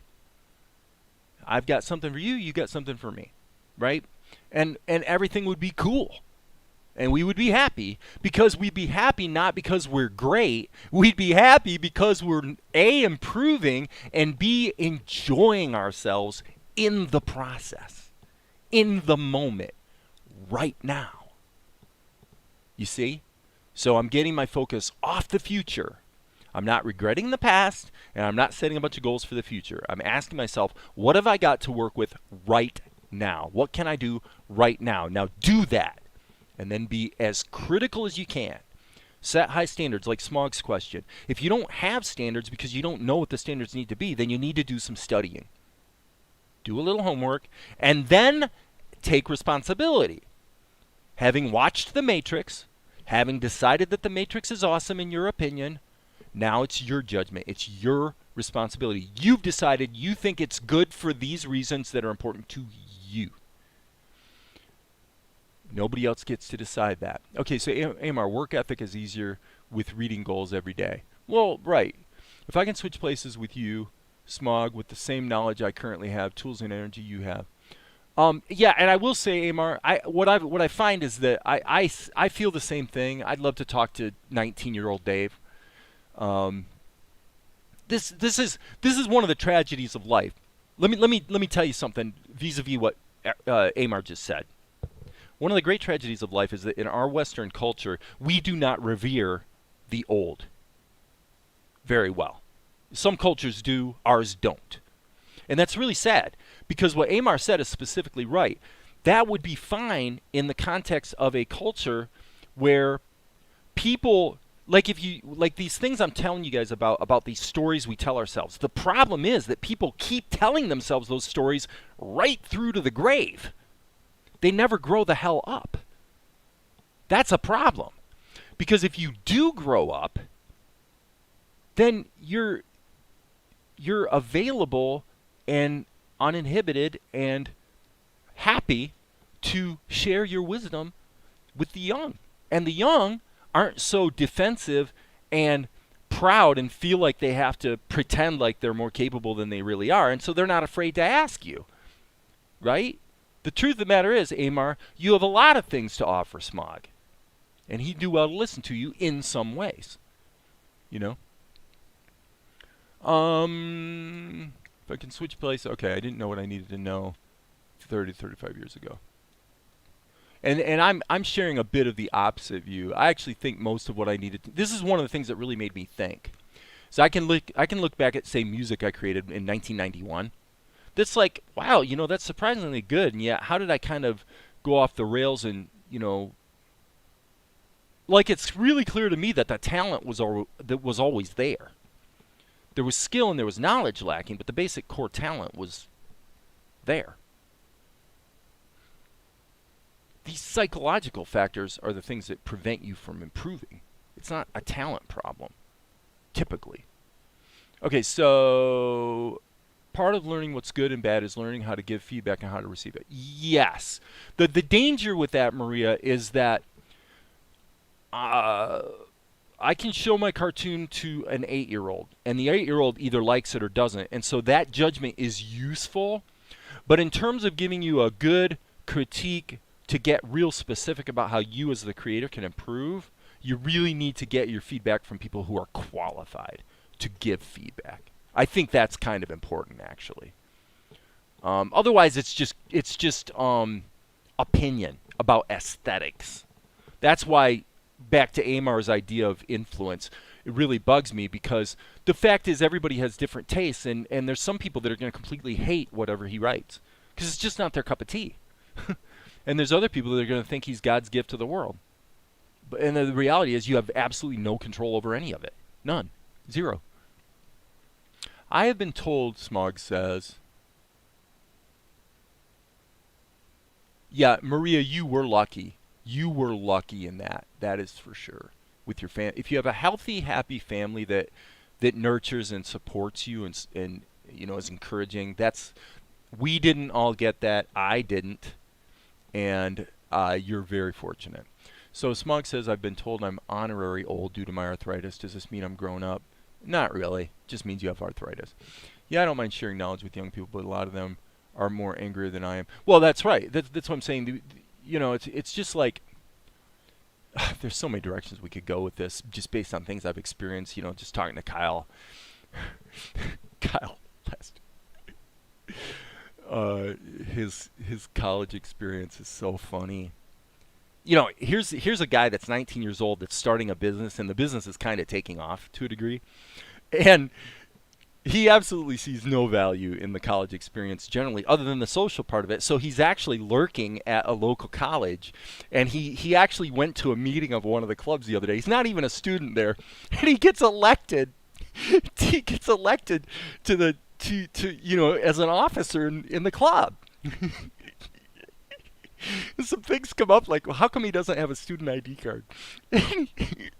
He winds up talking to the professor, and he takes the professor outside into the hallway, and he basically tells the professor tells him the truth. I'm not really a student here. I'm just trying to kind of get the college experience without the expense, because I'm busy building a business. And the professor thought it was hilarious. He's like, okay, we'll look into seeing if you can still be part of this, even though you're not actually enrolled. And it was so stupid, the whole thing. And the funniest thing about it is that months ago I told him, when we were talking about the college question, it was really his choice, right? But when we were talking about the college question, I'm saying it was like a lot of what I'm telling you guys about creative work is I said you need to break this down into two things. You need to break it down into the educational component, the things that will actually help you in life and in your job situation, blah, blah, blah. And then you got to consider the social component.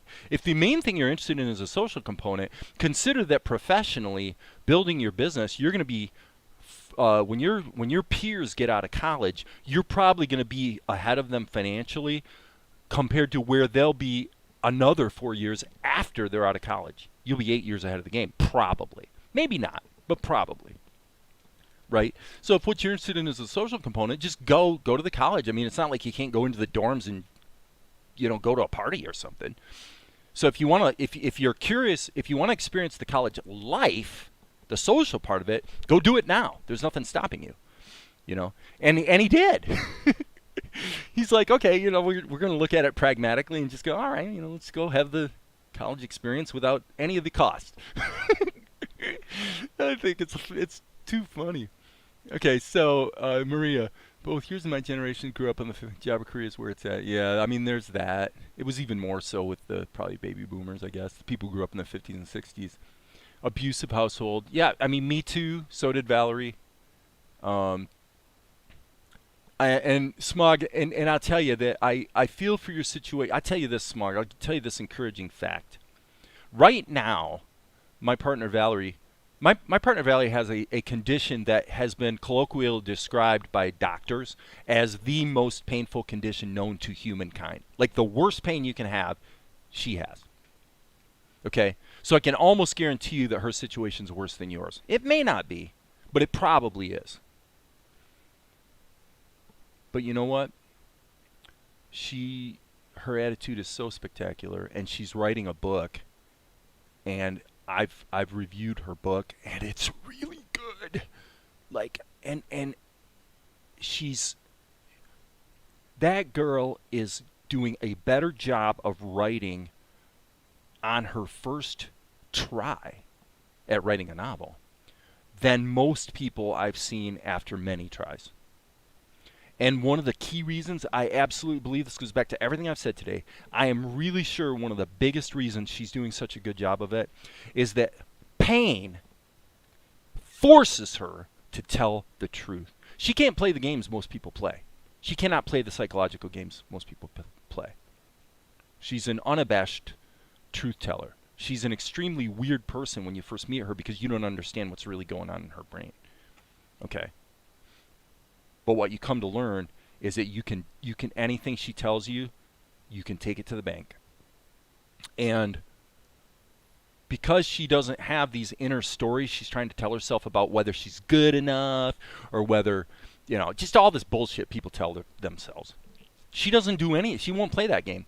She just, all she did was she pragmatically, she listened to at least 100 audiobooks, first of all. She listened to at least 100. She listens to 2 complete audiobooks every day. Every day she listens to 2 audiobooks. At least 1 and sometimes 2. And they're 10 hours apiece. So she's even listening to them when she's sleeping. Which is, sleep can be hard to come by. So she's filling her mind with stuff that is professionally done, but which at the same time she's evaluating and saying, okay, this is what I like, this is what I don't like. She's gaining discernment by listening all the time. She's filling her mind with zillions of books and making decisions. She's taking personal responsibility and saying, okay, this is what I like, this is what I don't like. This is what works, this is what doesn't work. This is why I think it works, blah, blah, blah. And then based on what she's done, no emotion to it. It's not an emotional game. It's not an emotional struggle of trying to justify that she thinks she can succeed. None of that. None of that.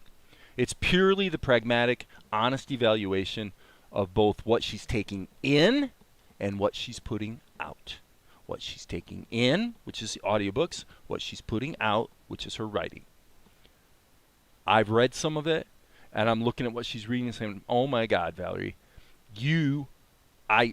if there's one thing I know, it ain't animation. It ain't even music. If there's one thing I know, and I really do know it, it's writing. That's the one thing that I know. And I'm looking at her writing, and I'm going, Jesus, Val, I mean, this is really good. Just keep doing what you're doing, girl. I got nothing to offer you because you're doing a great job. Now, there are actually things that, you know, I can go in, and there have been a couple plot issues that I've kind of helped her work through. But, I mean, she's such a great example of everything I'm talking about today. And she's about 150 pages into a novel that's really looking good.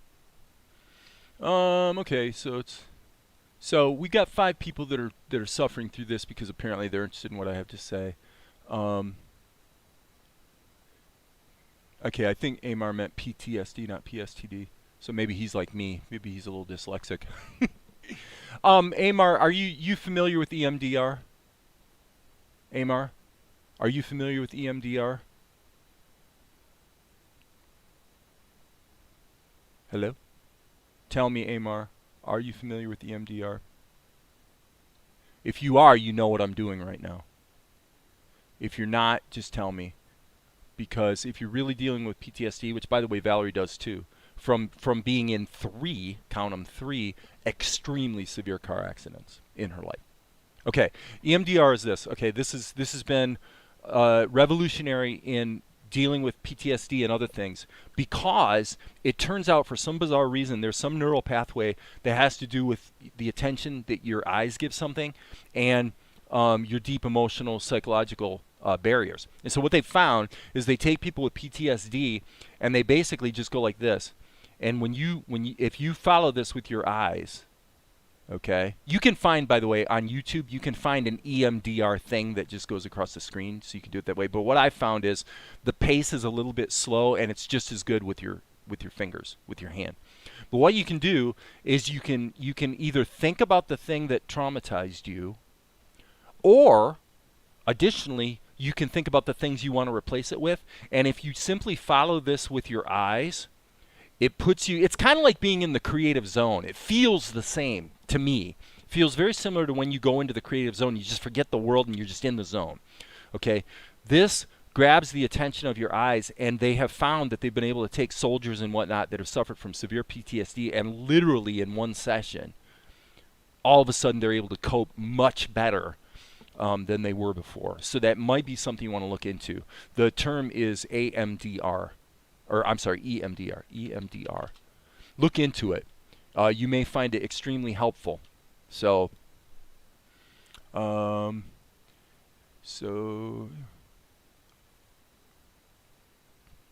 everyone has been taught to work for money instead of being taught how we can have our money work for us.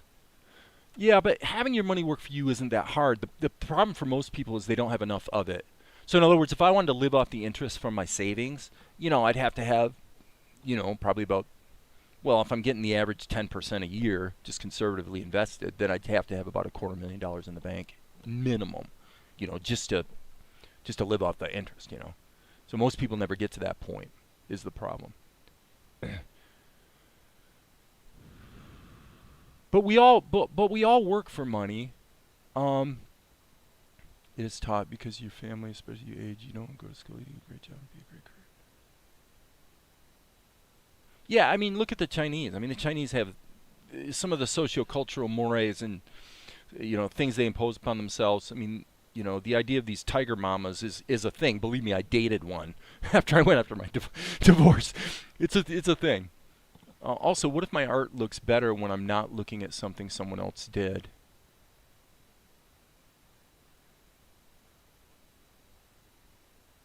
I don't know if I want to quite answer that, Smog. We're talking about two completely different parts of your brain. Yeah, you should check it out because you may find that if you sit down and just do this right in front of your eyes, about a foot away, and do some positive affirmations, what you'll find is you'll feel it in your mind. You'll feel that it's like I feel like I'm in the zone, and it doesn't take very long. A few minutes of that. It very quickly puts you in that zone to where your brain is open, your mind is open. It's something about the eye movement. They don't even understand why it works. There's something about that eye movement that opens up your brain and then allows you to remap neural pathways, would be what appears to be going on. So anyway, but Smog, what I would say this copying procedure that I gave you a little while ago is going to exercise one part of your brain in terms of building new neural pathways that help make you better and will help you develop new skills, okay, and gain discernment about what's working, what's not working, what's good, what's bad, okay? Your comment about your art looks better when I'm not looking at something someone else did is perhaps a misleading statement, because it may be very possible, it may be very possible that you create something spontaneously from your imagination that for a host of reasons does actually look better. If it was me in high school, for example, if I made the same comment you did and it was my own art when I was in high school, it would have been because I had habituated certain things that I was drawing that were based on like Frank Frazetta type things, that I had gotten so habitualized at those things and so good at that I could create them very quickly, and basically they did look pretty good. But when I tried to take those habituated things I could draw and place them into a larger context that was professional, like storytelling in a comic book, I found out how much I actually sucked. So I had gotten good at certain things, but well, if you can't copy stuff for the life of me, then I would say it is the single most important thing you should do to train yourself. Because the idea, again, this is not about drawing. We're not trying to train you to draw. That's just the pathway we're traveling to achieve the actual goal. The actual goal is to build new neural pathways in your brain. You're not learning how to draw, Smog. You're learning how to see. Okay? You're learning how to see, and as you see and you understand what's working and what's not working, you begin to build distinctions in your brain where you gain judgment. And as you gain judgment, as I've said before here today, you also are able to take responsibility, because you can authoritatively say, this is what's good and this is what's bad. I know it. I've learned it. This is why I can speak so strongly about writing. I know writing. I've written at least 20,000 scripts, between commercials, between message on hold programs, between movie screenplays, between business plans. I mean, there's so many things that involve writing. But creative writing, I'm both talented at it and I'm skilled at it. I got the whole enchilada. And there's no doubt in my mind that when I read someone else's writing, I can tell usually whether it's good or bad and pretty much why. I just, it is what it is. So, but that's what you want to do, is you want to gain that discernment. You want to gain that discernment so that you can be responsible, take responsibility. How can you be responsible for yourself if you don't even know why? I don't know if it worked. I don't know if it's good. And if I kind of think it's good, I don't know why. How can you take responsibility for anything if you don't even know why what you did worked or didn't work? It's ridiculous. Think about trying to get a job that way. Just think about think about the standards we're applying to ourselves as artists that don't match at all what the world actually expects from you. Are you going to really seriously go get a job where you've got responsibilities at the job and you have literally no idea whether what you did was successful or not, and if you kind of think you know, you don't know why? Who's going to hire you? Who's going to not fire you? You'll last 3 days in the job, right? It's ridiculous. It's insane. But these are the kind of standards we apply to ourselves as artists? It's stupid. God, why are we so stupid? How can we be so stupid? Well, the stupid is because we're emotional. It's because we care. It's because this thing we love to do is so important to us that we don't want to have it taken away. It's precious. Trust me, I get it. It is precious. That's why it has to be handled with a certain amount of sensitivity. That's why if I'm going to sit here and be a critic, and I'm going to seem like I'm not very sensitive, then don't you think it's rather important that you trust me? Isn't it important that you actually trust that A, I know what I'm talking about, and B, that I actually care about you? Well, guess what? This is what a lot of us lacked when we were young people, when we lived in dysfunctional homes. What happened there? Well, I've broken that down in my mind and figured it out. If you don't trust the people who are criticizing you, you don't want to listen to them. Guess what? Even if they're right. Even if their criticism's right, you don't want to listen. Why? Because they've hurt you. Right? That's what this is all about. Everything about you guys being great at your art is actually about your emotional self. It's about seeing and knowing what you're seeing and recognizing what is right in front of you. Not just in your art, but also in relationships. All right, I'm taking a pause because Valerie just got up. I'm going to go hang out with her for a minute. I'm going to take a pause. And you guys can think about these things, or you can think I'm full of crap, and you can leave if you want to. I perfectly understand. So I'll be back in 5. I got to get some more water anyway.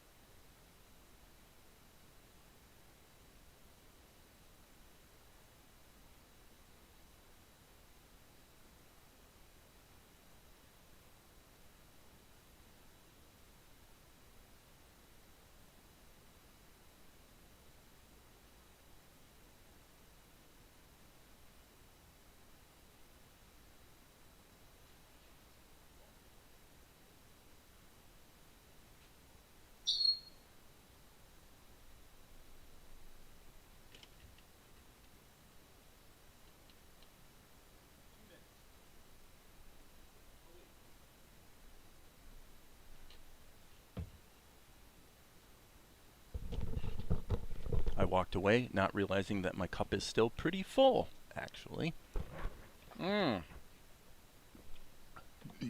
Val just told me something that I wanted to share.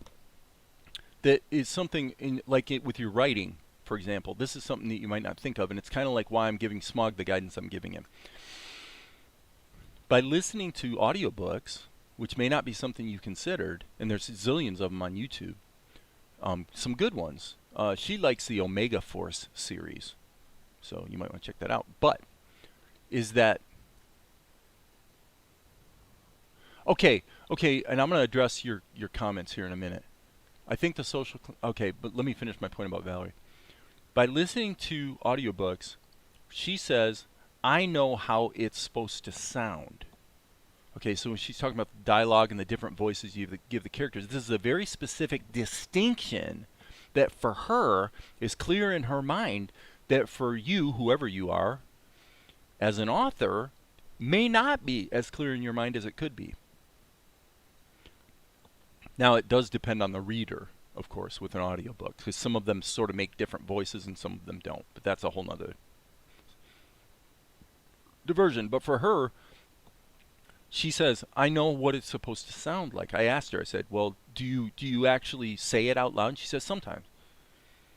But there's one little thing. It's like me painting, doing oil painting, and it improves my drawing. As you look in other areas that you may not have first thought of, you from certain side roads come in and give you new distinctions that you didn't have before. And one of the things we're trying to do is build up our palette of colors on our palette, right?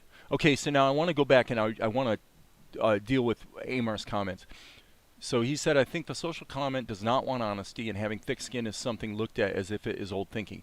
That statement I completely agree with. The social comment, or more importantly, I would say the emotional climate inside of each one of us does not want honesty.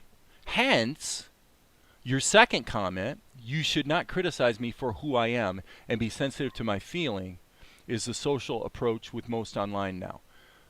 I agree with you that we've gone a bit off the rails in that regard. And I'm kind of glad I read that whole comment, because at first I thought what I read there was you saying to me that I shouldn't criticize you for who you are, which I was going to object to, because nothing I've said today is criticizing you for who you are. But you're right.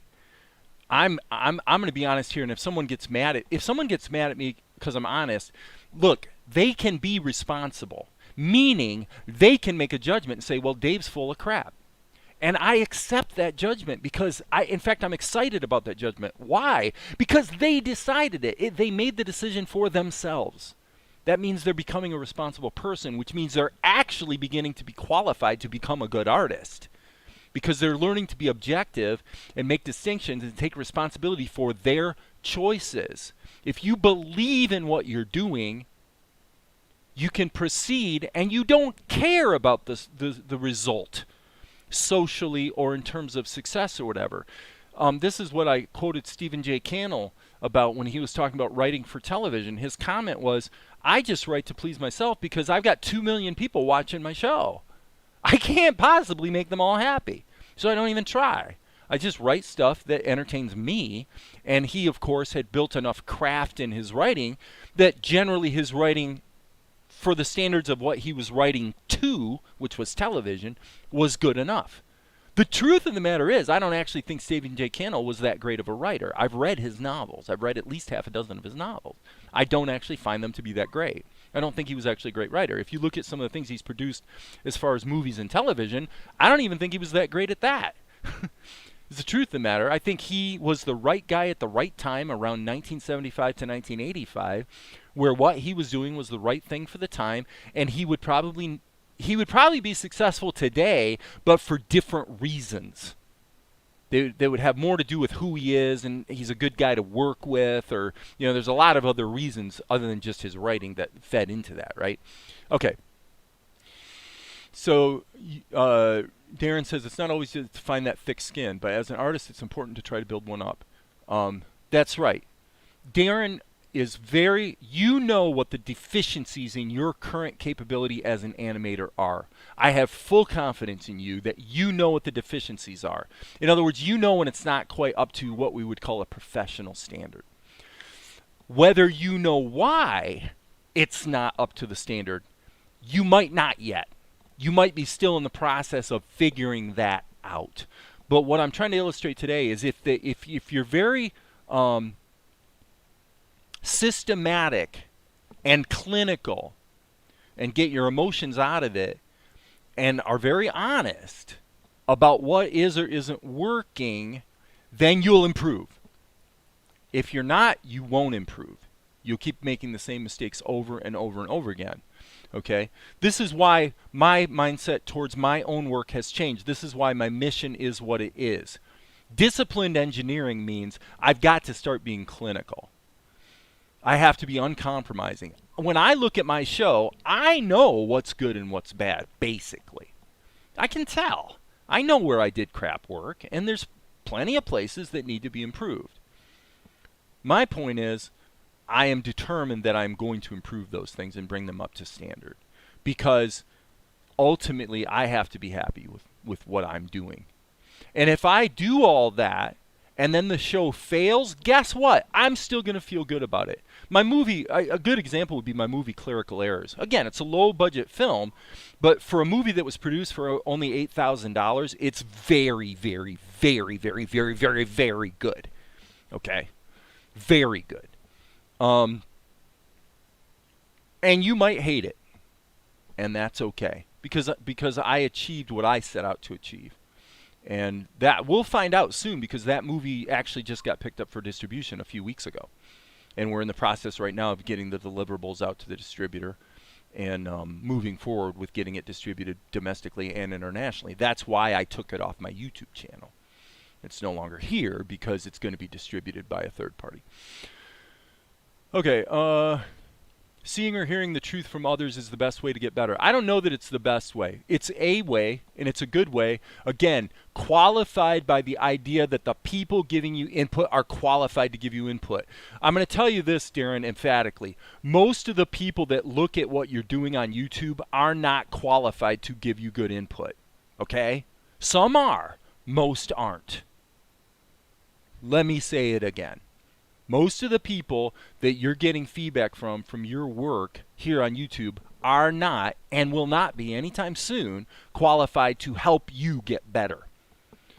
That's okay, because the purpose of your YouTube channel is actually to serve the current need of people who aren't qualified. In other words, by definition, most of the people who are watching you aren't as good at what you're doing as you are. So within the marketplace, what you're doing right now has a place, and it's a valid place, and it's a good place. But make no bones about it. Those people aren't the ones who are going to make you get better. Okay? So let's keep going. So interesting point from Valerie. We forget that many older novels indeed were intended to be read aloud. Yeah, I mean, I hadn't even thought about that. But my outside environment made me feel not good enough. And Amar, it almost makes me cry, man. Like, to hear you say that, because because I appreciate it. On the one hand, it's a very honest thing to say. Dude, you've been hurt, okay? I get it. None of that's gonna matter. The marketplace doesn't care about that, okay? The marketplace does not care how much you've been hurt. So we have to balance these two things. We have to be able to be sensitive to and help the emotional person, while at the same time being absolutely ruthless in assessing the work. As creative people, we suck at this. We take the emotional person and we take the work and we blend them together. You'll never get away with that in the workplace, in any job. You won't get away with that at freaking McDonald's. You go to McDonald's and you're a whiny baby who, oh, I freaking had a bad day, which to be clear, may be true. It's not that it's not valid, it's true. But the problem is your employer doesn't care. All they know is, did you do the job or not? Okay? So we've got to get these two things separated in our minds. Now, does healing the emotional person help the work? Yes. Some of the things I'm talking about today speak to that. Healing the emotional person does help the work, mainly because it allows you to get the objectivity you need to actually improve. Does this make sense? It's very, very, very important, you guys. I've never done a live stream that gave more information that's really important for probably you guys to understand than what I'm sharing today. This is extremely important. So Smog, so what Amar does, okay, so Amar, I'm going to go out on a limb here, okay, and not to embarrass you or anything, but here's a guy who is admitting, on the one hand, you're admitting things. Let me tell you what's going on here, I believe. And you can tell me if I'm wrong, okay? But also tell me if I'm right. Okay, here's what I think's going on here. After you talk about your pain, then you assert, but you have to be willing to try new things. Okay, this is what I expect from somebody who's 50 years old. Why? Because psychologically and emotionally, you believe, partly rightly, you believe that there's a social expectation on you at your age that you're competent. Not just as an artist, but as an adult, as an individual. And so what you do is you're balancing two things right now. You're being very honest about your pain. You're being honest about the things that help, that cause you to struggle and hold you back, while at the same time wanting to go ahead and add an additional comment that shows, but yet I've got my act together. Because I know that we need to try new things. We need to do this. We need to do that. I know how it works. I know what we need to do because I'm an adult. All those things are probably, and I've done it, okay? Trust me, friend, I get it.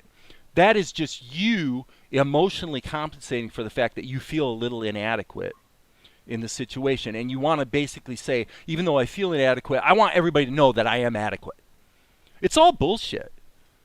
The truth is, you're partly adequate and you're partly inadequate, just like me. We've all got strengths and weaknesses, and you don't have to assert anything here. You don't have to convince us of anything. And by the way, that's what the marketplace is going to say to you. All the marketplace is going to care about is the work. Is it good or is it bad? Hence, we're back to failure. Fail as quick as possible. Get it out there. Publish it. Do whatever you got to do so that you actually get critique from people who are qualified to help you. It might turn out that you're really, really talented, that you've got it going on. It might turn out that there are incredible deficiencies in your work. The truth is, you probably don't quite know. But being an adult, you probably have some suspicions, right? This is no different than what I'm saying about my cartoon.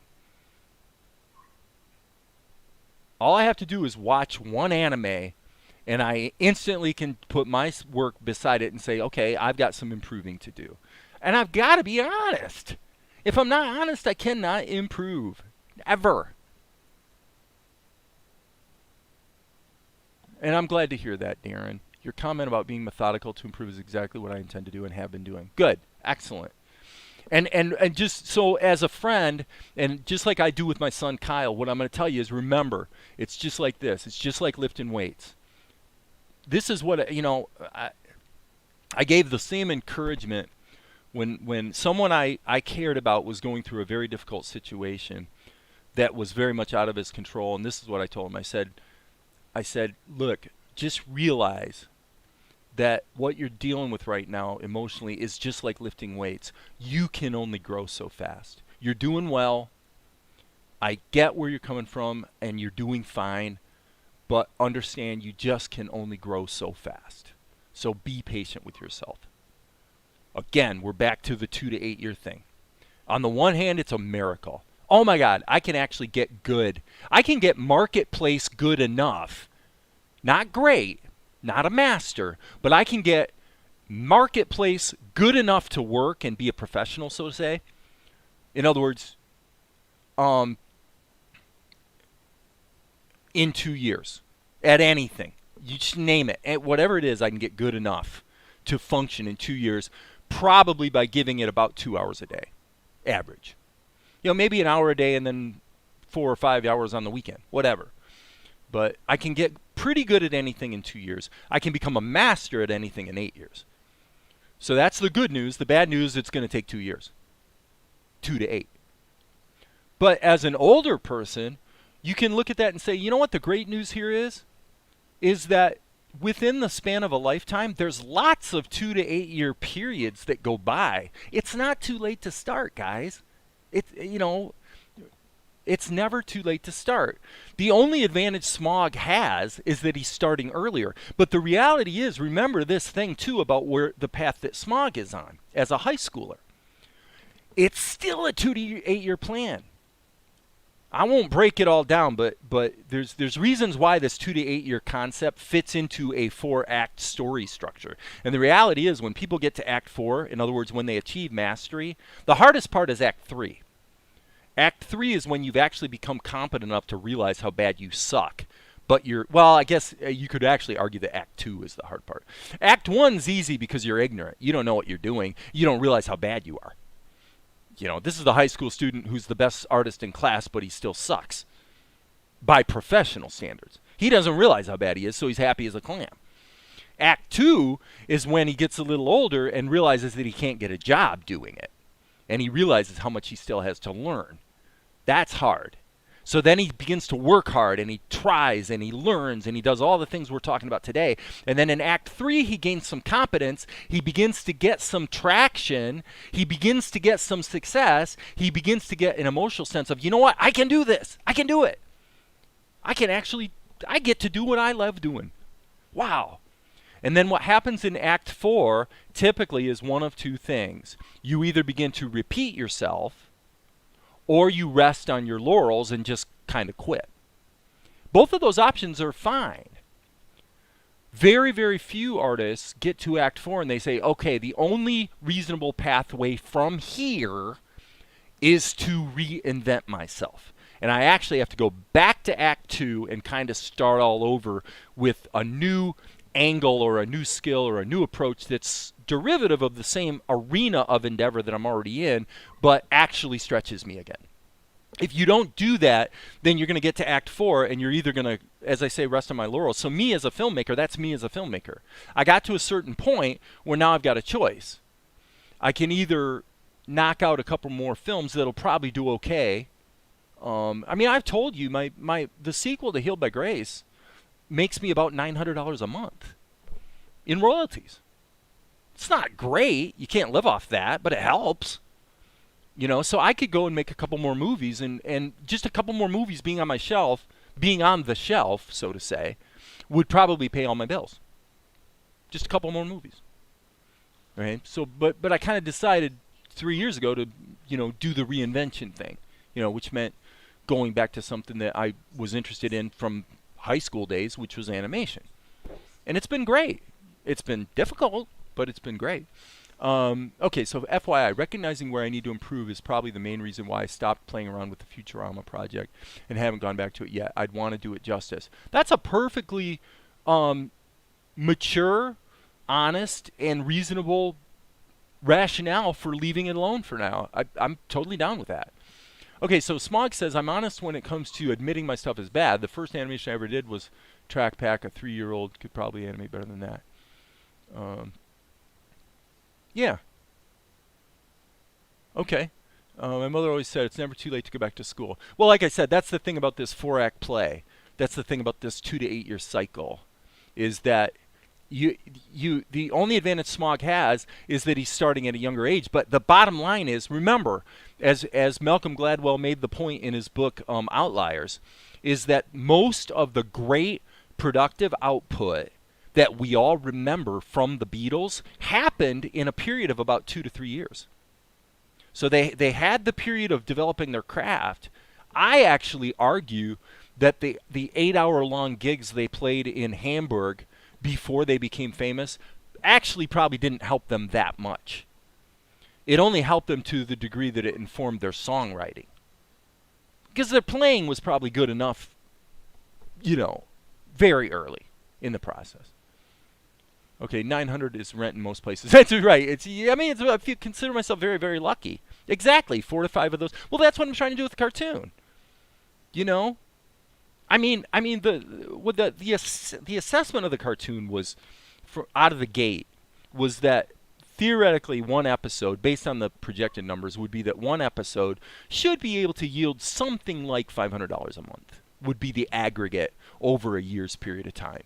the first year. And then the question becomes, does it have a shelf life that allows it to continue to earn year after year after year? Right? So these are just evaluations you make. I mean, horse movies are kind of a good thing because they tend to have a really long shelf life. I mean, people still watch Man from Snowy River today, 30 years after it was produced? You know, they have a good shelf life. So I'm lucky in the sense that the movies that I made that have been successful happen to be a type of movie that tends to have a good long shelf life. So the royalty picture for that movie has actually been consistently going up every month, not going down, even though it's been out for 3 years. So, but this is just the simple reality of the marketplace. Now think about what I said about, let's just say I'm correct about this cartoon. Let's say the earning power of one episode of this show is $500 a month. Well, and if it takes me a year to create an episode, then that could turn out to be a problem if I don't have some other income, right? These are just reality. There's no excuses or rationale or anything. It's just, this is the way it is. It's only going to do what it's going to do, and it may not do that well. That's okay. You know, so I would like to have a few IPs that would pay me $900 a month in royalty. Yeah, it's a great asset to have. It is. You know, it isn't. It's just, you know, I just share that because that's just the brutal reality of, you know, you're going to spend at least 6 months making a movie. So now, can you afford to spend 6 months of your life in exchange for the possibility that 6 months after that it will begin to pay you, let's say, $500 a month or better? Well, for a lot of people, you can't do that while holding down a job and a family. Can you do it? Yes. But you can't do it in 6 months. You're going to do it in 2 years. It's going to take you 2 years to make your movie. And if it's the first movie you've made, what's going to happen is it's not going to succeed for there's at least a dozen things about that movie that need to be up to a certain standard. And you're going to fail in some of those areas. And unless you just happen to get up there and hit a home run your first time out, then your first movie isn't going to do it. Which means it may take you 6 or 8 years just to start to get some success. That's the brutal realities of the movie industry. Can you offset that problem? Yes. The way you offset that problem is by getting together with a group of people who are more skilled than you in some of those areas. You form a team, and you can begin to accelerate the process, right? And you offset your weaknesses. And now you have the disadvantage that $500 a month is now split between 6 people. And your $500 a month, you get it 6 years earlier, but it isn't $500 a month. Now it's $80. These are the realities. You know, get over it. It's how it works. So yeah, go Smug. Get out of here, buddy. So Dead Pianist says, I'm one of those who thinks that I can do this because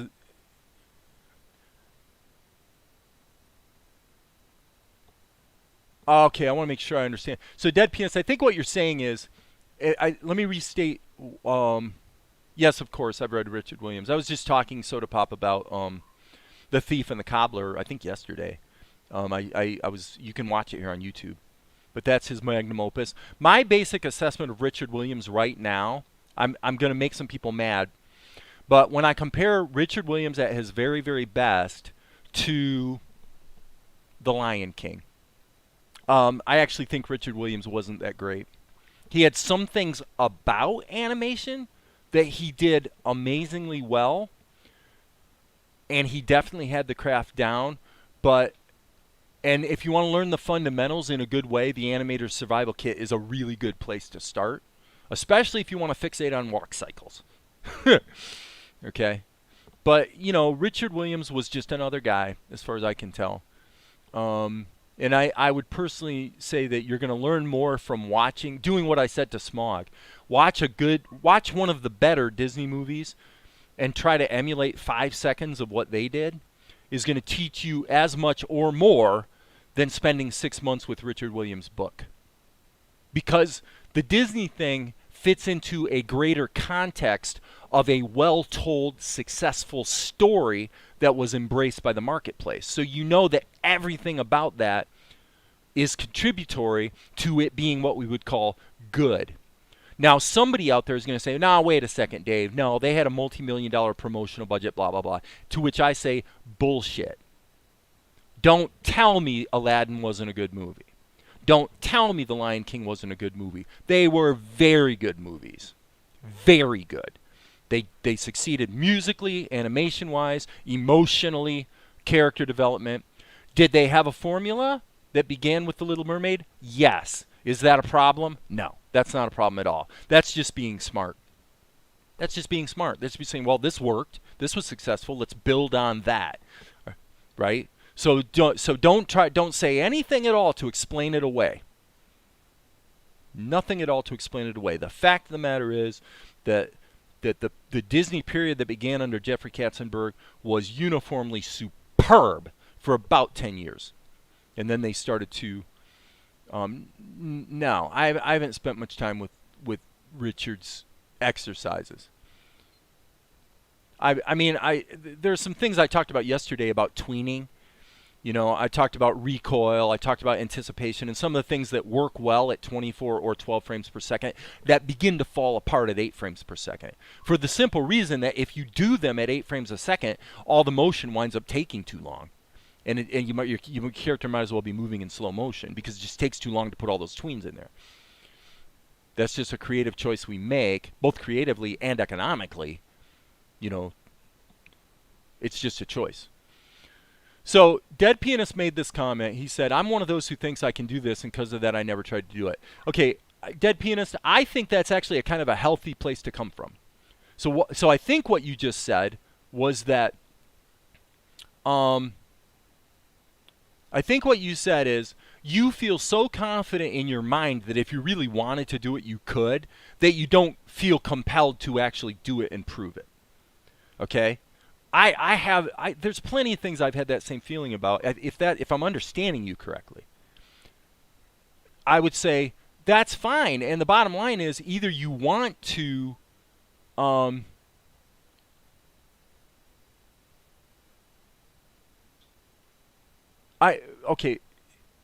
So at the end of the day, Dead Pianist, it's your choice. If you want to go out there and be competitive, vis-a-vis everything I'm talking about today, the question you would ask yourself is this. Is what I just said the truth? I really don't care about proving it. I don't care about going out there and trying it because I'm so sure that if I really wanted to, I could. Is that the truth? Because if that's the truth, then fine, you're good, buddy. You're good. Or is that a story you're telling yourself because in some way you're actually afraid to try and find out that you're not as good as you think you are? I'm not saying that's the case. Believe me, friend, I'm not saying that's the case. I'm saying if I were you, I would ask myself that question and answer it as honestly as I can. And then maybe if the answer is the latter, that the truth is you're actually a little bit afraid to find out that you're not as good as you think you are, then it might be fun to go ahead and try just to see what happens. Or it could be you're lazy too. Actually, and I again, this is not a derogatory term.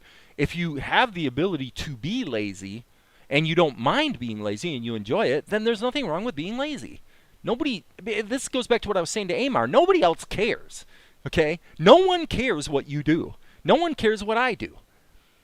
Only I care what I do, right? Okay, so now I want to get to Max's comment. Max, I agree with you. His magnum opus was not The Thief and the Cobbler. His magnum opus was Who Framed Roger Rabbit. However, a number of questions come to mind. I will assume for the sake of this argument that Jessica Rabbit was in fact animated by Richard Williams, as opposed to somebody in his fairly large team that was involved in that movie. Because that was a fairly large team that made that movie. He directed the animation, and for me, the great accomplishment of that animation has less to do with the animation, because doing smooth animation at 24 frames per second really isn't that difficult. Okay, it's just got to do with being sensitive to the timing and not doing what I've criticized about game animation, where things are drifting all the time. You know, animation at 24 frames per second really is not that difficult. It is difficult. I mean, it's a craft. You have to be sensitive, but you need to, number one, be able to draw, and number two, be able to deal with timing.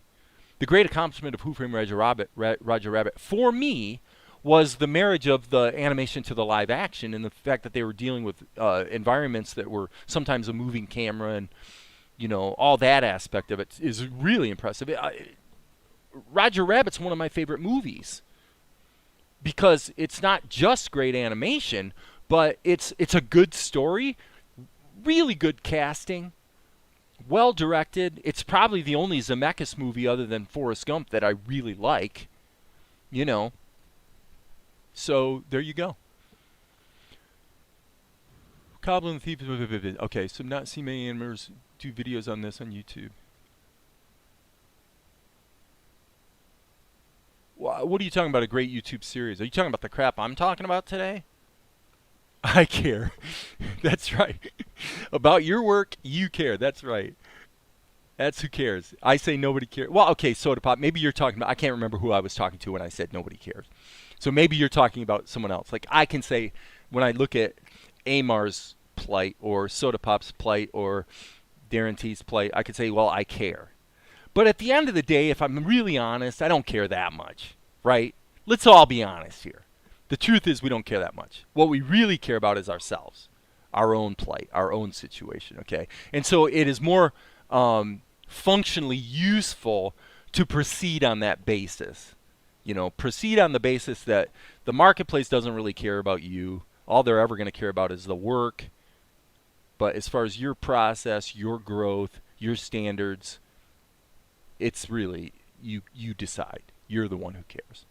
All right, so let's go to Awkward Pendant. I thought before it couldn't be that hard until I try it. Being lazy is also part of it for me. Well, okay, so you try an animation at 24 frames per second. Okay, so you do the same thing I told Smog. You pull up a piece of Roger Rabbit. Don't pick a piece that has a moving camera. Pick a piece where the camera's pretty static, and now you're going to try to emulate the animation. Okay, do it. Pick 5 seconds and just do it.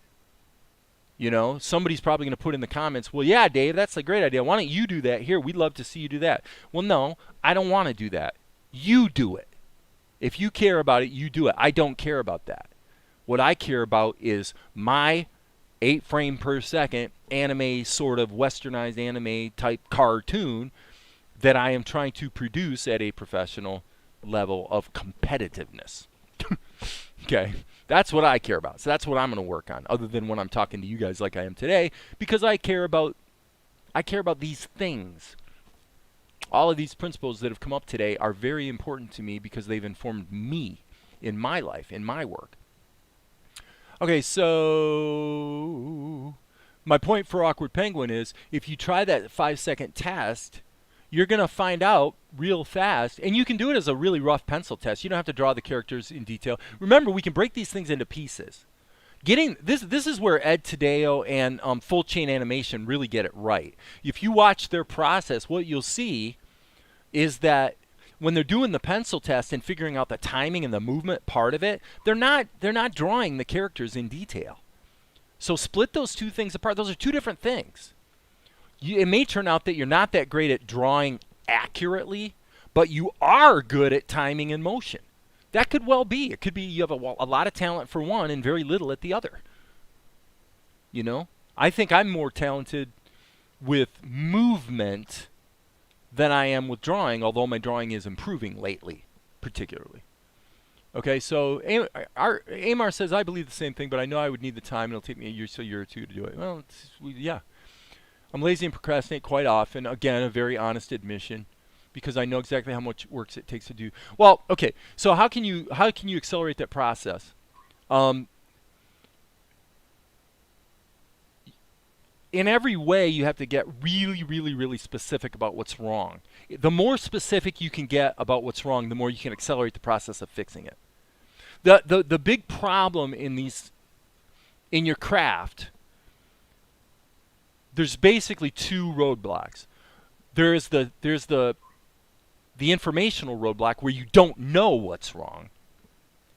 And then there's the emotional roadblock where it's all these stories we tell ourselves to justify away and rationalize the fact that it's not good enough, and that hurts us in a way because we don't want to suck, right?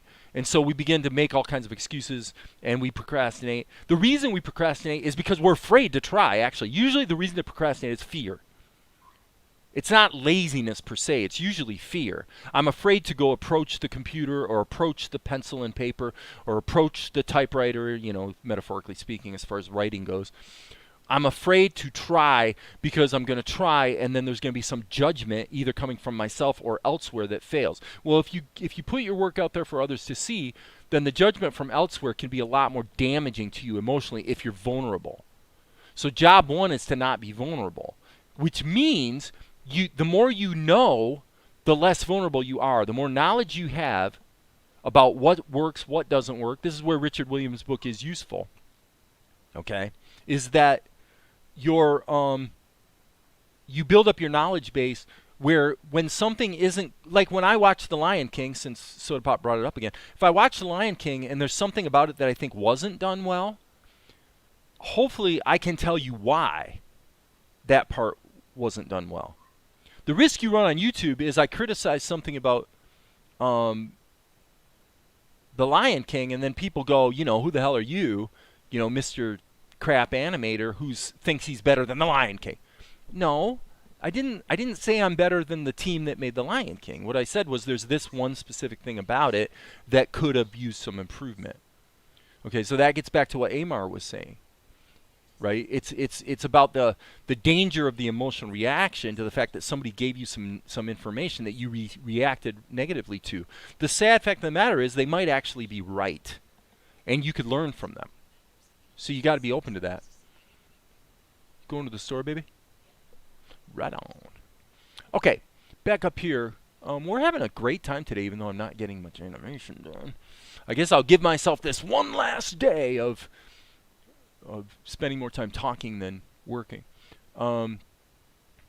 So Soda Pop says the formulas in the survival kit are second to none in my opinion. Soda Pop, here's my answer to that. Okay, so I'm going to be Mr. Bastard here today. Mr. Bastard is going to say to Soda Pop asserts with great authority, the formulas in the survival kit are second to none in my opinion. Okay, let's see your work. I'm going to go to Soda Pop's YouTube channel right now, and I want to see how he has taken these formulas that he says are second to none, and he's applied them in his work, and he's proven that they're second to none. And we're going to find out right now if they're second to none. So we go to Soda Pop's channel, if I can find it.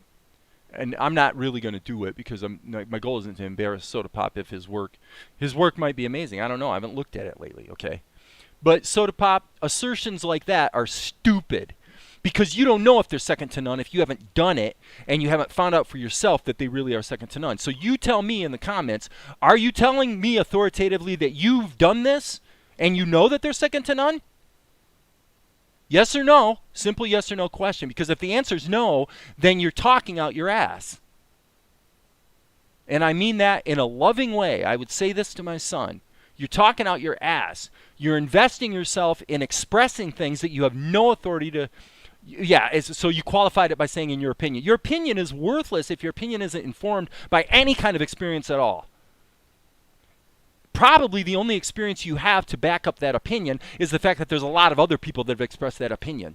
So there's this consensus of people who can't freaking do animation saying that Richard Williams' method is the state of the art.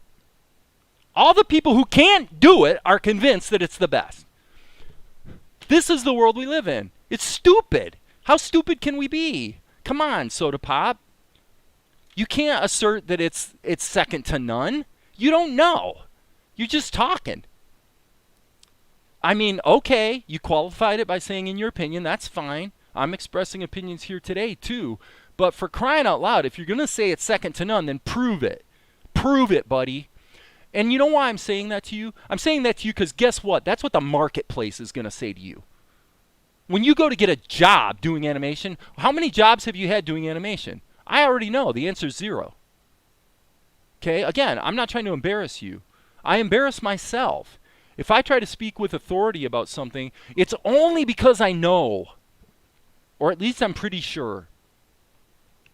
Okay? From experience. I speak as someone who has created entire feature films that have been relatively successful. The animation space is a space where I'm still learning. My opinion about Richard Williams comes from looking at his work. There are things about Jessica Rabbit that are amazing. Admittedly, it would take a lifetime to create it by Richard Williams himself. What I can tell you with certainty is he was involved in every storyboard and animatics. Grunts do grunt work. Okay. And that's a perfectly fine assessment. What other book have you heard of with the sheer amount of formulas? Well, the only two books on my shelf, Soda Pop, would be Richard Williams' book, The Animator Survival Kit. The other book would be Disney Animation, The Illusion of Life. And then the book that Darren recommended to me that was about animation timing, which I basically skimmed through, and I'm like, well, I didn't really learn anything from that. There's nothing new there much. But that book, by the way, it's a very small book. Okay, fair enough. If the animators you've talked with, and probably the animators that Soda Pop has learned from, I will concede that the animators out there may all agree, the accomplished animators may agree that Richard Williams is the best book on the subject available. I think they're probably right. You know why? Because other than Disney Animation, The Illusion of Life, there are no other books available on the subject, actually. The closest you can come, I used to own it. I actually do have a digital copy of it. But the other one would be Preston Blair's book. I actually got the original version, which was a book that was about 1.5 feet tall. It was a really big book that they sell in art stores back in the 1980s. So the original version of Preston Blair's book on animation, I had that. I will tell you guys, though, that other than the 12 principles of animation, like squash and stretch and all that stuff, I haven't learned much from books at all. I really haven't. I would say most of what I've learned about animation has come from just watching animation, if the truth be known.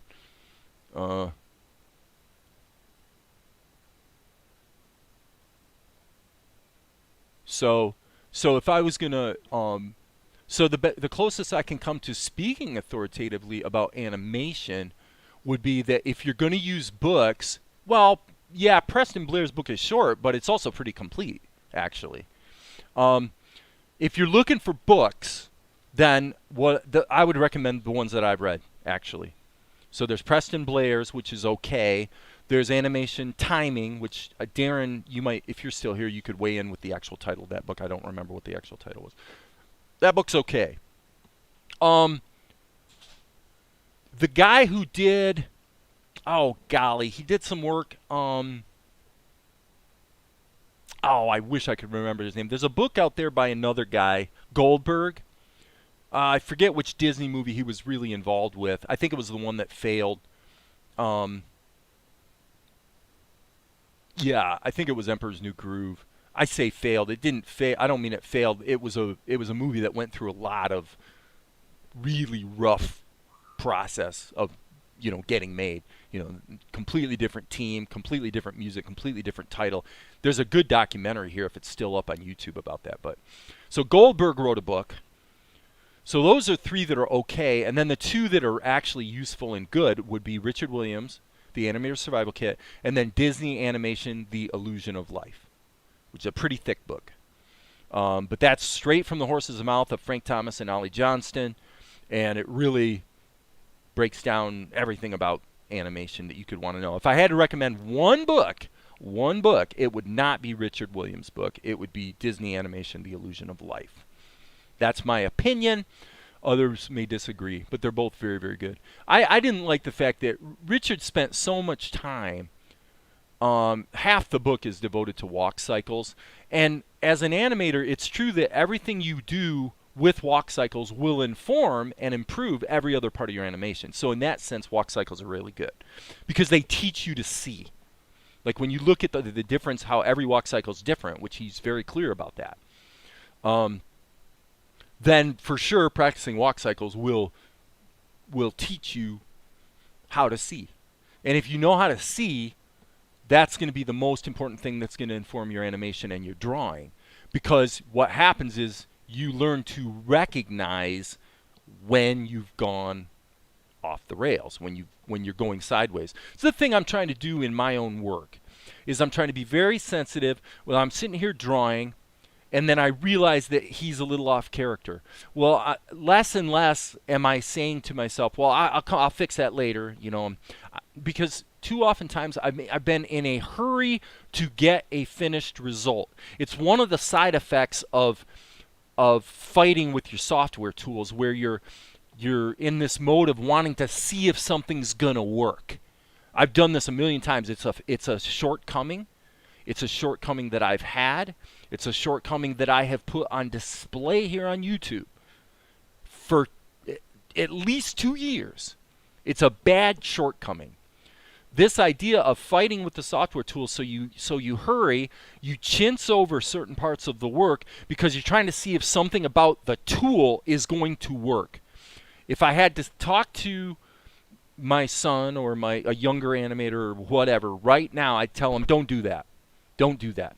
Trust the tool. The tool may crash a lot, so save your work frequently. Believe me, the tool is going to be fine. It's not the tool that's the problem. Focus on getting the drawing right. When you're doing the work and you see it and feel that it's not quite where it's supposed to be and it's starting to go sideways, stop right then and deal with that. Don't worry about it if it's going to work, because that doesn't teach you anything anyway. If it works, all it tells you is that you can have a little more confidence in the tool and have a little less of a little knot in your stomach about the fact that the tool is going to somehow fail you. But Amar has said it here in the comments many times that it isn't the tool anyway, it's the animator. And I think that's pretty much mostly the truth. Yes, timing for animation, because I bought a copy of that when you recommended it. And for me, it was like, you know, it's okay. It's very compact because it's a small book. So for a lot of people, that could be a useful book for sure. And it's cheap, you know.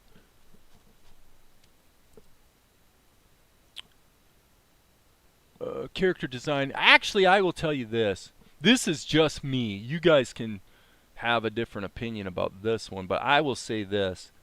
Actually, I never thought about this until just now, but one of the books that actually helped me the most would be, I'll show you. Let me see. Gosh, this is where I've actually set up affiliate marketing. I wish I could recommend this book and actually get, like, 20 cents when you buy a copy. Okay,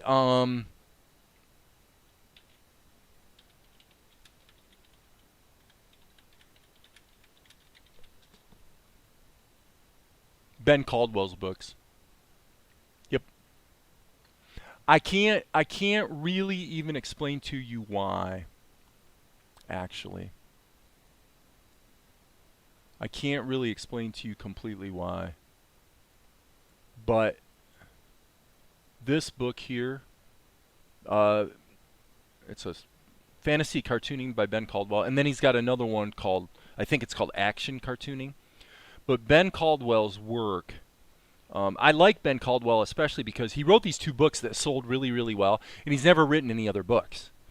I think he's basically too busy doing the work to be dinking around with writing a lot more books, because he does character design, and he basically he stays busy as a cartoonist with doing work that is often part of an animation process. Ben Caldwell's books, you can get them on Amazon. They're cheap. For whatever reason, for me, are a very concise, compact bit of insight about the cartooning process that I found very, very useful. So you guys may disagree. Series I was referring to, repeat again. I see no videos on creating animation templates or libraries. Okay, so Amar, okay, so animation templates or libraries. We're getting into the idea of leverage, if you will. We're getting into the idea. I mean, I've done it in the past. I've set up rigs in like Anime Studio Pro that and Blender, actually, especially in Blender, where you could take the whole rig and apply the same rig to 2 different characters, and get some leverage that way. But I think that to sort of address that, the fact of the matter is that most people that are interested in animation couldn't possibly care less about that. Right? Most of the people, if you're doing a walk cycle every day, that's really good, Maria. Holy cow, that's awesome. Okay, every time I open the survival kit, you learn something new and different of great value. Okay. And I understand Soda Pop, maybe you're, to a little bit of a degree, you're kind of walking back the strength of that earlier assertion that I sort of jumped on top of. So I appreciate that. If you learn from it, you learn from it. You know what I'm saying? But ultimately, it does also remain true that only the marketplace is going to care about the work at the end of the day. Anything we share here is all just opinion. And that's why, again, I'm doing a lot more talking than working today. But for me, that's where I've landed, is that it's all that is ever going to matter in the long run is whether the show is good and whether it grabs an audience. The show might be good, quote unquote, and still not be particularly successful. Right? So if that's true, let's just follow that, chase that rabbit for a minute. Think about that, what I just said. The show may be good by many standards and still be unsuccessful. Okay. If we can accept that that is a possibility, where does that leave me? Think about it. If the true realities of the marketplace is that I still might fail as a show, but yet everything about it could be pretty good. Where it leaves me is I have no option but to satisfy myself. Well, if I'm going to satisfy myself, then the question I have to ask myself, I have to look in the mirror, like Amar said, I have to look in the mirror and say to myself, Dave, how are your standards today? How high are you aiming in terms of you demanding of yourself that you do work that you think is good? The criticism I'm leveling on myself today is that too often I've had standards that were too low. And or I have rationalized away, largely on the basis of speed or economy, I've rationalized away work that I look at now and say, well, you know what, actually, Dave, it's not good enough. Period. It's just not good enough.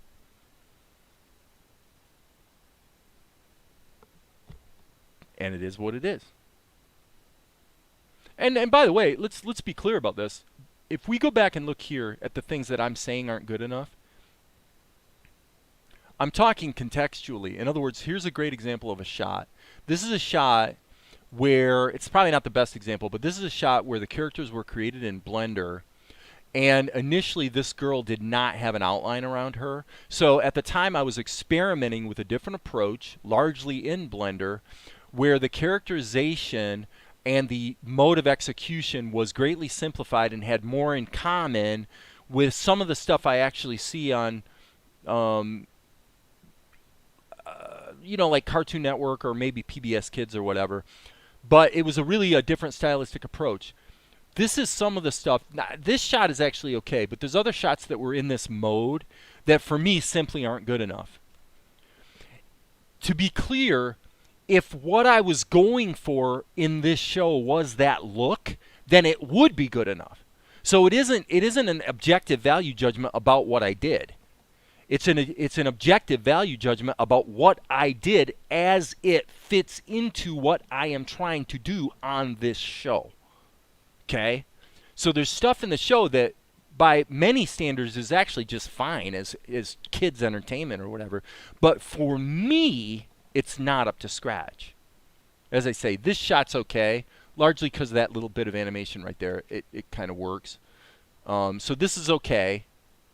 And we could go through shot by shot and find a lot of cases where, like here's an example of where basically the movement's good. I'll try to be as objective as I can. Okay? So let's focus on this shot right here. I'm going to hit the Q key so it loops. Okay. So let's be critical. Okay, the movement's okay. The animation's good. Characterization's good. Got a little bit of a problem with his anatomy in his left shoulder. The shoulder that's on the right, left shoulder. I have a little problem with that anatomy. Okay, so now I have to make a judgment. Is that worth redoing the shot because of his shoulder? In this case, I would say probably not. It's probably okay. We're probably okay with this one. Okay. Say, hey, Tom, doing art. Late as usual, buddy. You know I'm just cracking on you, dude. Do you ever storyboard it out first to figure out shot angles and what you want to convey? Wow, Soda Pop. Dude, as long as you've been around, I think you would know the answer to that question. The entire show is storyboarded. So as I'm creating this show, every single shot in the show is a storyboard image that then gets replaced with the rendered animation. So short answer is definitely. Everything in this show has been storyboarded. I don't really have much of an animatic intermediate step though. Usually I don't go, and Amar has mentioned this too, because Amar would say, geez, why don't you just do the whole show as a pencil test, kind of see what's working, what's not working, and then go back and do the ink and paint. And my answer to that is this, and it's the best answer I have at this time. At this time, I don't think it's the right answer for everybody. For most people, Amar's approach would probably be better. My answer is this. It's kind of an emotional answer. Emotional in the sense that it's an emotional driver that leads me to do it the way I do it. What I found was that when I do an extended sequence, like maybe this many shots, like 15, 20 seconds, maybe as much of a minute-ish. So that's about 24 minutes of show. Whenever I've done even a limited sequence like this, where I've pencil tested the whole thing, I get that part of the work done, and then I feel like I've just got this big hog wild pile of crap I've got to do to finish it up that's kind of just sitting there staring at me. Right?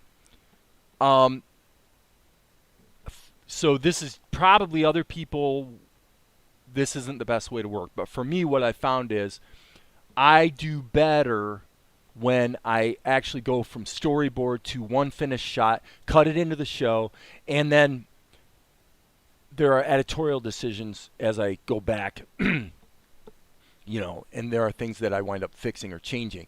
Here's a shot that's actually in process.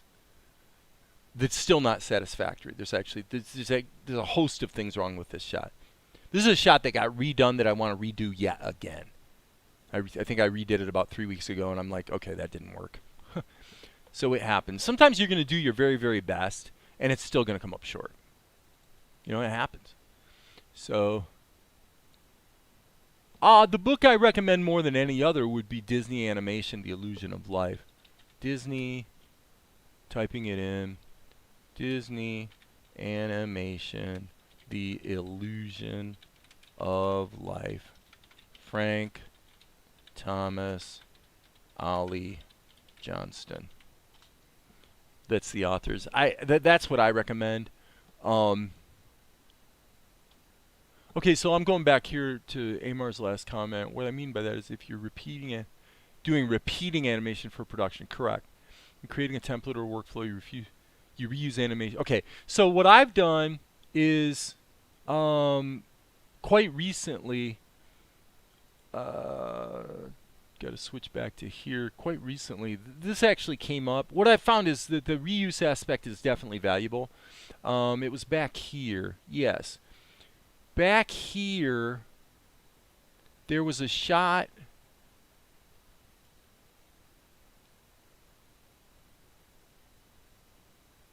Let me see here. Where the heck was it? Yes, there was this shot here of young Golek. And I wound up reusing it here. And I literally cut and pasted the art into another scene in Opentoonz or Tahoma.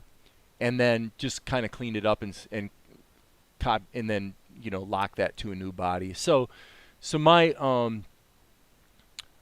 my reuse mechanism isn't quite as procedural as one might, you know, the most ideal scenario. But what I haven't gotten into for this show, and increasingly don't think I would want to, is setting up rigs and stuff like that, because it's just that the hand-drawn tweens and things like that are just giving me the look that I want. So it's a little more work, but I don't care because it's giving me the look I want. So the other big thing is you're less emotionally attached when it's just a rough animation pencil test. That may be true for you. I don't think that's true for me. For me, it's either working at the pencil test stage or it isn't, with one caveat. There are times when I've been confident enough in the characterization or whatever where I've let the pencil test be in a sufficiently rough form that I then go straight into inking because I know what I'm going to do in terms of the drawing. Probably most of the time, though, that's bad practice. I think it would be better, even if you're not going to pencil test the whole show, even if you're doing it one shot at a time, I would say it's better, kind of to your point, it's better to have a pencil test that you know is working and complete, where there's no doubt that it's going to work at the ink and paint stage as well. That would be better most of the time. This shot was kind of halfway in between. The pencil test, if we solo this level, the pencil test was satisfactory, but I didn't pencil test the animation of his hand because I knew darn well that I was going to draw it once and then animate it with the animation tools like I did here. Right? So would this look better? Need to turn this level off. So would this look better if this animation was done by redrawing for each of those frames? There's a good case to be made that it would actually look more anime-ish. So this is one of those middle grounds where I think using the animation tools to this looks stupid, but remember, this is what the camera sees. So, you know, insofar as what the camera's going to see, we're in good shape. Whether that's a little too mechanical, you could definitely make that case. So, what'd you have to go buy, baby? Ah, gotcha.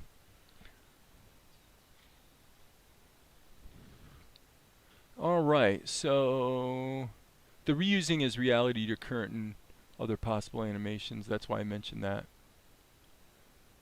Tom's recommending the Williams book. I mean, for me, I guess if you're gonna apply what you learn, if you're gonna really do the exercises and apply it, then the Richard Williams book will probably get you there as an animator.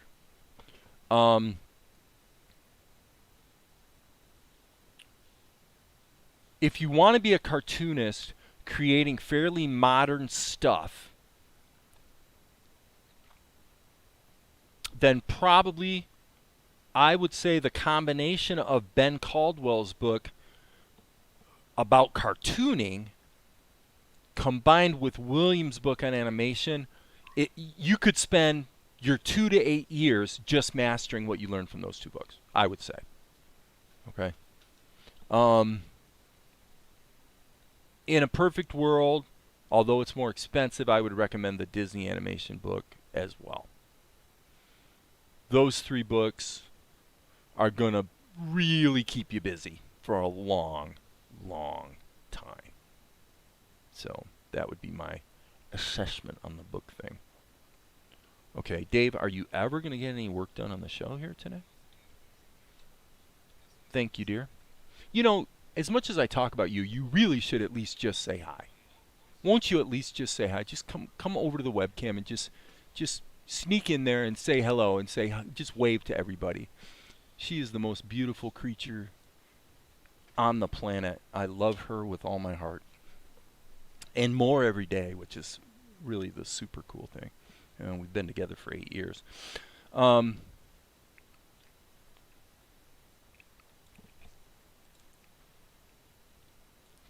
literally adore that woman. Anyway, where are we at? So I do like the idea of being a pragmatic animator, seeing how things can actually get done. If you're more focused on the project rather than the craft. Well, again, that comes back to my my mission.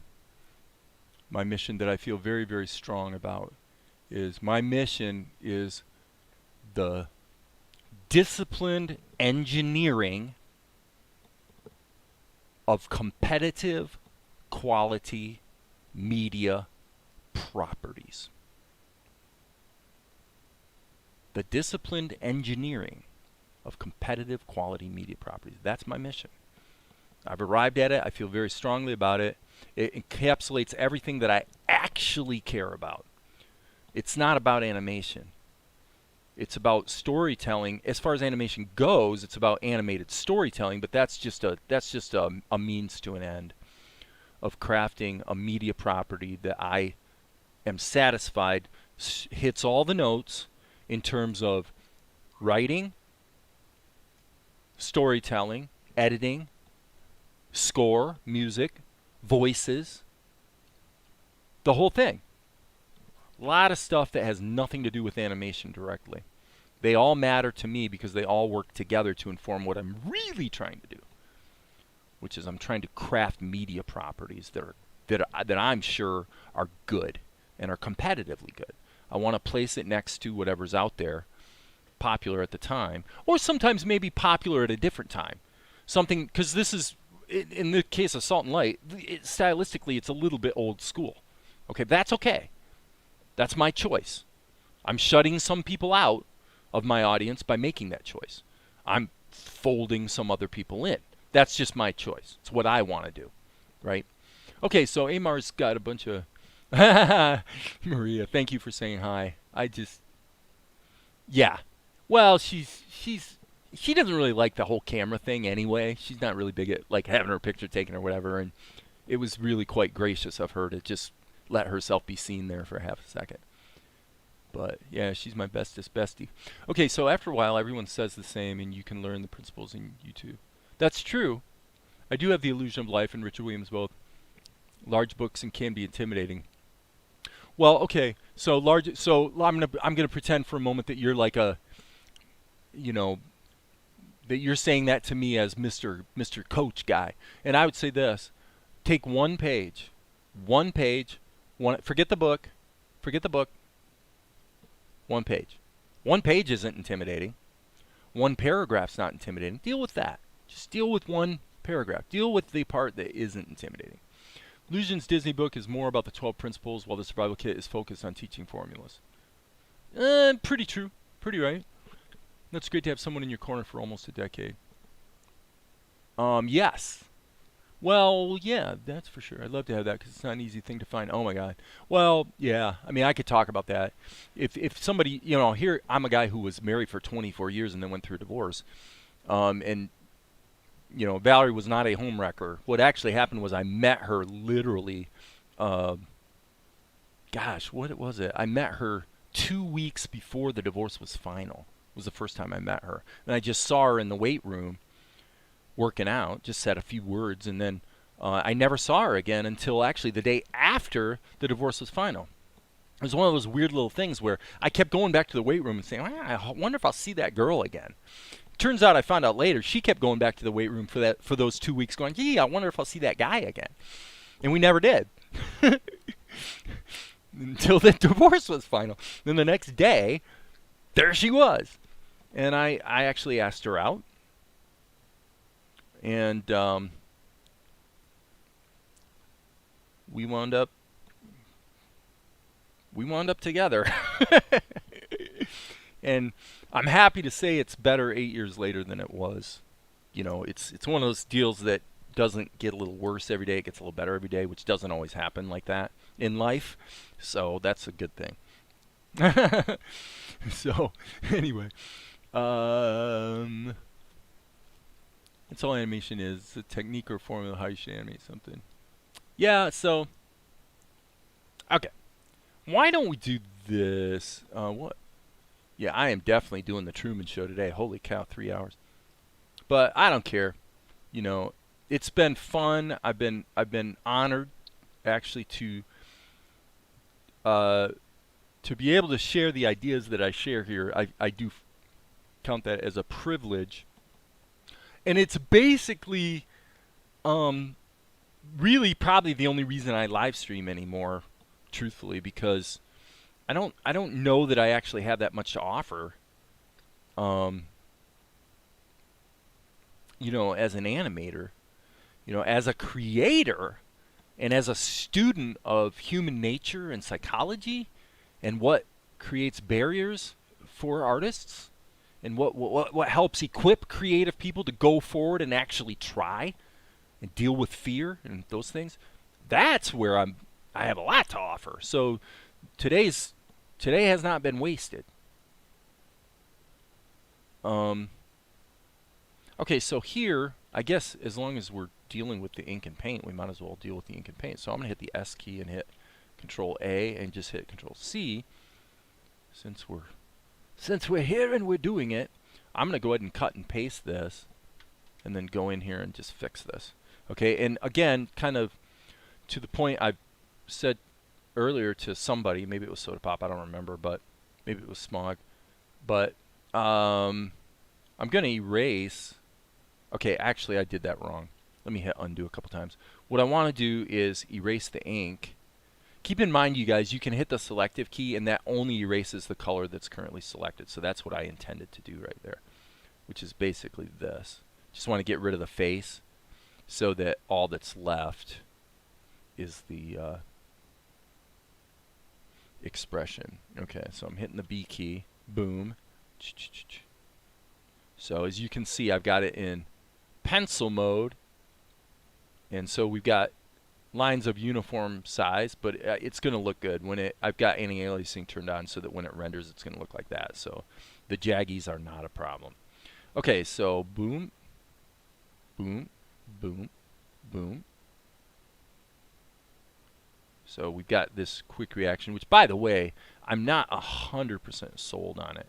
It's a little out of character for Asher. It's not bad, but it's not quite. As I say, it's a little out of character. It's not an expression we normally see from Asher, so I may wind up changing this expression. But we're okay for the moment, I think. You know, this is an example of one of those things that you're not really sure until after you see it in motion. Some things about animation are that way. Yeah, I mean, actually, that looks pretty good. As far as being a quality execution of the ink and paint,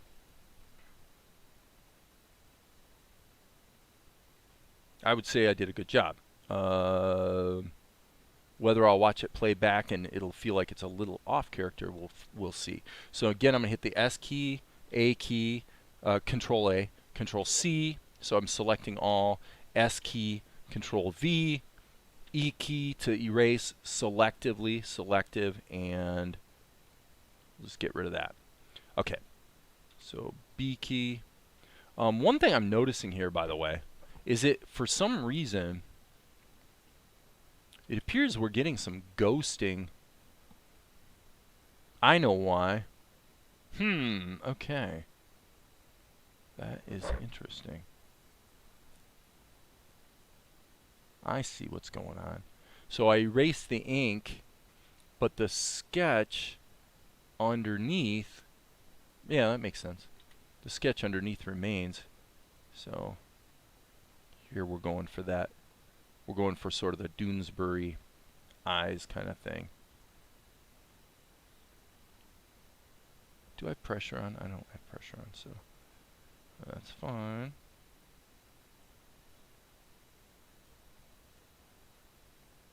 Boom, boom, boom.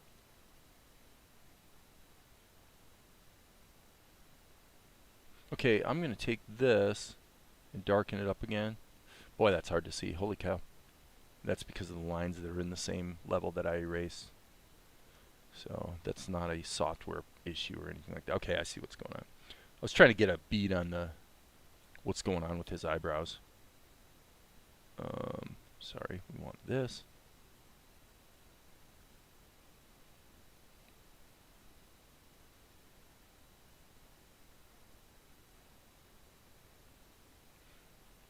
Control Shift F. I'm gonna have to erase the pencil lines to be sure, but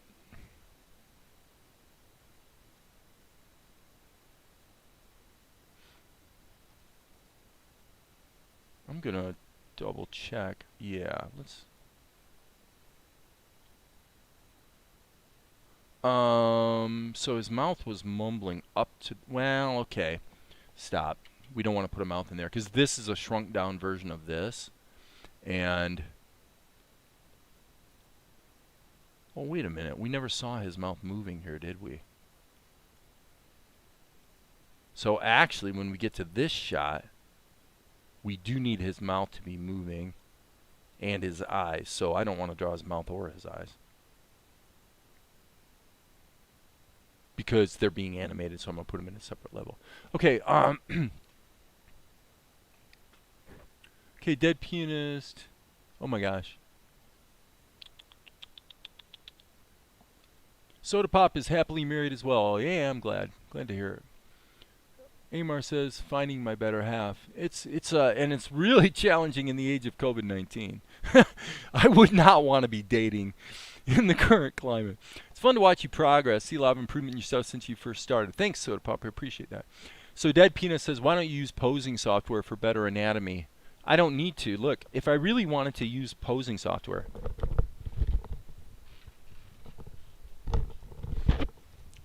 I could always use G.I. Joe. I could always use G.I. Joe as a guide, right? G.I. Joe is always around, always willing to strike any pose I ask him to. So there's always G.I. Joe. I use Design Doll, and to be fair and not snarky, the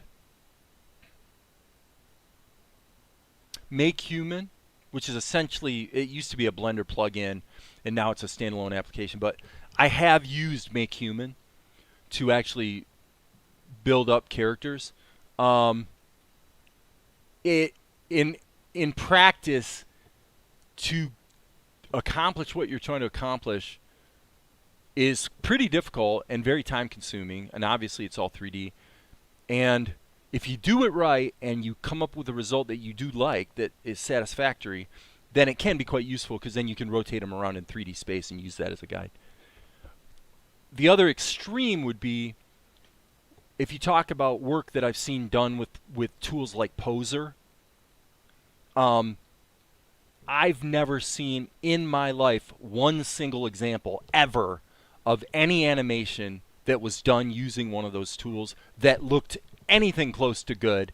And I defy you to show me an example of a TV show that's being created that way. Now, that doesn't mean there aren't rigs that people create and all the rest, but basically those tools are, they seem like they're going to be really useful at first glance, but in terms of, storytelling, getting you to get a story told, they turn out not to be that useful in my experience. So that's my opinion. Others may disagree, says Asher. All right, let's go to this pose.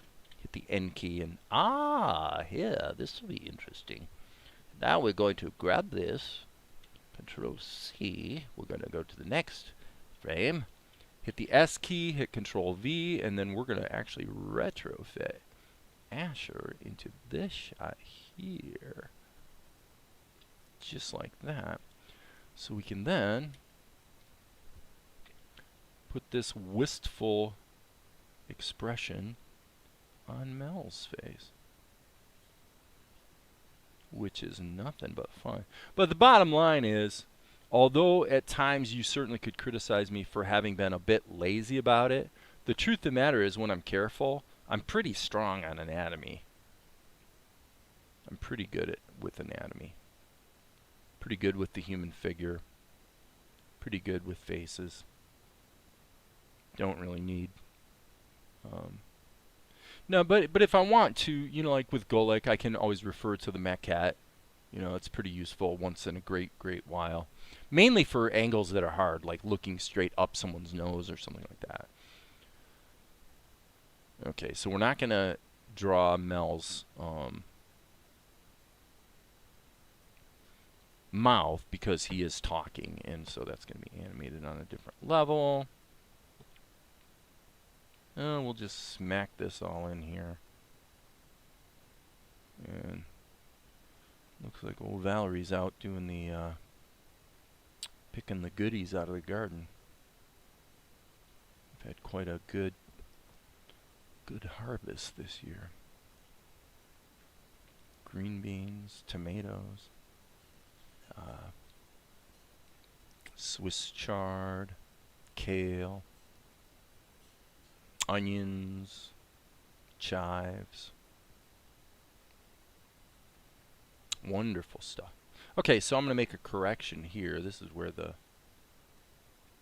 pencil test came up a little short. Okay, I just made a little hiccup there.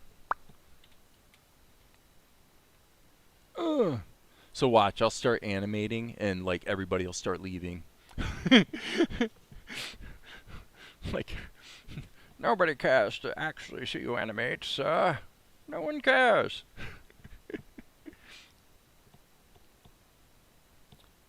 Do I really suck that bad? Okay, so now we have a little bit of a problem because the way this drawing is scaled, the art does not actually fit in the frame. So there's a couple ways we could approach that. I think what I'm going to do in this case is go to the level, and we're going to change the canvas size. And I'm actually just going to make it bigger. I'm going to go a little crazy here and make it like 2200 by, oh, I don't know, let's do 1500, I guess. Give it half a second. It's one thing I've always been really, really impressed with Opentoonz, and of course Tahoma, is how well it deals with resizing the canvas and giving you the ability to deal with fairly large image sequences and still have them play back, you know, in real time pretty well. Boink. So we'll just kind of be a little sloppy on there since we're just catching the very top of his shoulder. And we do need to get Mel's eyebrows in there. So what I'm going to do is actually erase out of this, like so. Kind of use that as a bit of a guide. Well, again, keep in mind, other than the show intro, this is the first time we see Mel. This drawing right here is literally the first time Mel is ever seen. Okay, I'm going to flip this around so I can see what the heck I'm doing.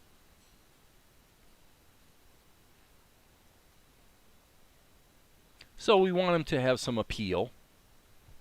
I would say this line right here, probably a little out of place. Not bad. Not bad. Okay, so now what we're going to do is we're going to hit the, well, okay, we would hit the duplicate key if we didn't already have a drawing in there. So I'm going to go Control C, S key, Control V. Mel's chit-chatting, and then Asher has a little bit of a reaction, so I'm going to go E key to erase. I'm actually going to turn off selective so that it erases. Well, wait, we can't do that. I have to hit selective because I got to be able to see the pencil test. What I'm going to do is make this invisible for half a second. Okay, so yeah, so basically it's just really the position of his eyebrows is the only thing that changes, and we're gonna draw the audience's attention to that with little pizzicato in the music. So his eyebrow pops up. It's gonna be bloop. It's gonna be a little plunkety plunk. So these are things I always kind of keep in mind. Oh my gosh, are there more? Gesture drawing is important. I live the Forest Drawing Books and YouTube channel. Okay. But if you rely purely on posing dolls and through your wrist, you never get to the point of cheating the level back, so you need anyway. Well, they certainly don't teach you to draw. That's for sure. The mirror is the best and the easiest tool for hand poses. Yep, I agree. Drawing from life is different from drawing from a picture. Drawing from a picture is useful, but drawing from life, there's something about that 3D reality that's better. I love the camera capture tool in Opentoonz, especially. Yes, I agree. Actually, you're right. That's something I haven't used that much, but you're correct. That's one thing Jeremy Bullock really added to the software that's pretty awesome, is the ability to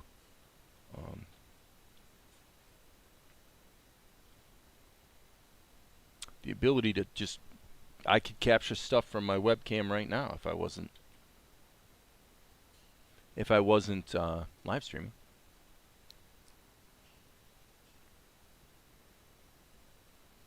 Okay, there's a little bit of a change here in his expression that I want to address. Just a little bit. Okay, Control-Alt-R. That's a hotkey I set up, by the way, so that probably won't work for you guys. All right. Now, this is where I want to really be careful, since I'm going to be cutting and pasting this into a couple other frames. I want to make sure this is definitely satisfactory before I do the cutting and pasting. So what I'm going to do is I'm going to take the pencil test, at least for this area here, E key, selective mode, and I want to erase this so I can make sure I'm happy with what I'm seeing here. Let's look at it rendered. Yeah, not bad, not bad. Not bad. Maybe just a little stronger here. Yep. That'll work. Okay, cool. So now, let's pull back, hit the S key, and we're going to redraw Mel. I'm just going to completely redraw him. So all I'm going to do here is hit the S key and cut and paste Asher into the two shots. So he's going to be... Oh, wait, let me check something here. Yeah, I mean, it's supposed to be a freeze frame. Let me see here. I want to check one thing, though, because I may have actually made a mistake. Let me erase this. Yeah, I'm going to do that. So we're going to grab, actually hit the eraser. I'm going to erase that. Erase that. This is another thing where Opentoonz and Tahoma are pretty strong, is the ability to just cut and paste items into multiple frames. Pretty useful. Okay, so now, having done that, check our fill check. Looks like Asher's in good shape. So now what we can do is deal with Mel's ink. Now I am going to turn on the onion skin just to get this contour right here, because this contour was changed from the original pencil test. So now we can turn that back off.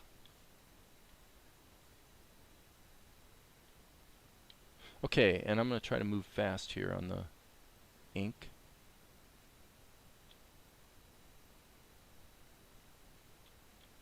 Just keep it flowing. Flowing, flowing, flowing.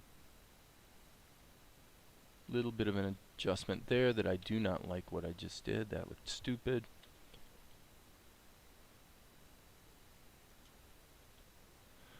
Okay, let's get this contour a little bit too pointed. Let's redo that. Can always make the screen bigger so that you got more real estate in which to draw. But I had to pause there because I'm actually blocking the drawing with my hand.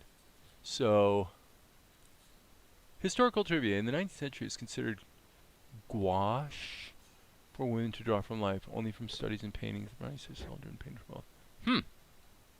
Well, the many abuses that we've heaped on women over these centuries is incalculable. I hear you, but you're free about saving time, then that's fine. Yeah, so you're talking to Dead Pianist. That's true, Dead Pianist.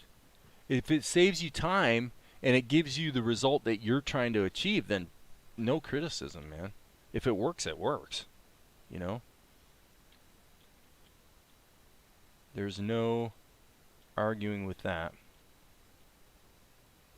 So this is actually an interesting aspect of what I talk about when I talk about just that the ultimate animated motion is merely the sum of all these little tiny lines, each of which either do what they were supposed to do or they don't. And you can actually apply that in your process by just drawing the individual lines and then go through and just clean it up. Like so. We'll see how it goes. Next line.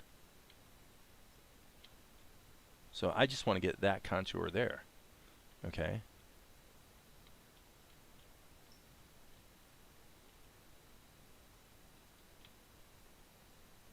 So I'm kind of trying something here. Okay. So let's just give that a crack. All right. And so now, having done that, we'll just go through here, grab all those lines, clean them out. And by the way, boy, if Darren was here, he'd probably mention, hey, Dave, you know, you can use the segment tool. But as usual, the segment tool doesn't actually work, like, hardly ever. I've actually never seen it work like in one little session where you're doing it more than once. I've never seen it work like 3 times in a row, ever. So as far as I'm concerned, the segment eraser it's less than useless because it fails so frequently that all it does is encourage you to depend on a tool that was never going to be a good tool anyway. It's not that it couldn't be. There are segment eraser tools in other software, for example, that basically work pretty well. Not this one. This one is just like comically worthless. So you've been warned. If you like it, you like it, and that's fine. For me, nope.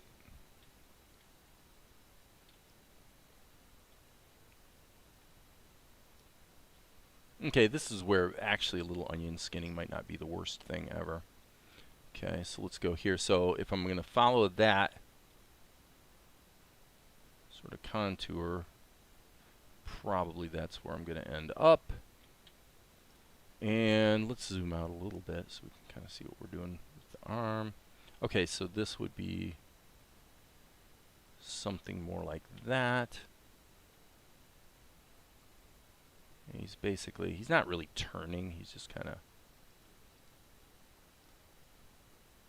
straightening up a bit. Got some goodies, huh? We're going to have to process some tomatoes today.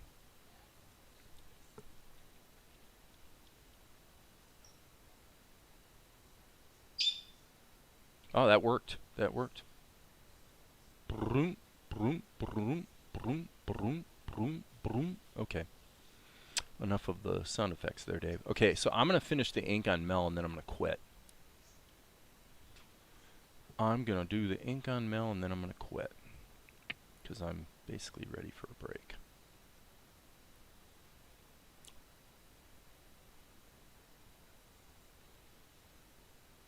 So I'm going to go fast here, and then we'll see if I regret it. Why would I regret it? Well, I'm not really checking the intermediate frames too much here. And so it's possible that I'll wind up having less than optimal continuity across the animation, but we'll see. Let's go clean that out right there, and then maybe put a little Alex Toth style indicator in there. Mel's eyes close. Okay, another thing, by the way.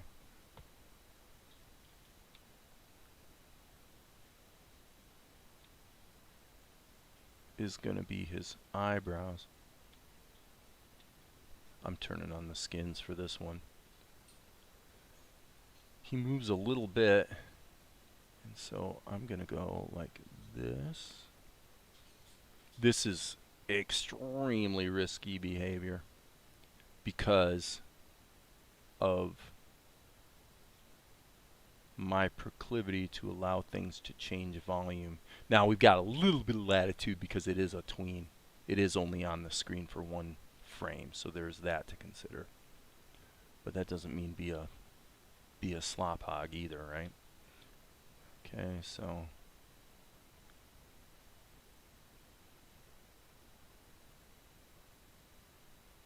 well, this is the dance that we dance. Uh-oh.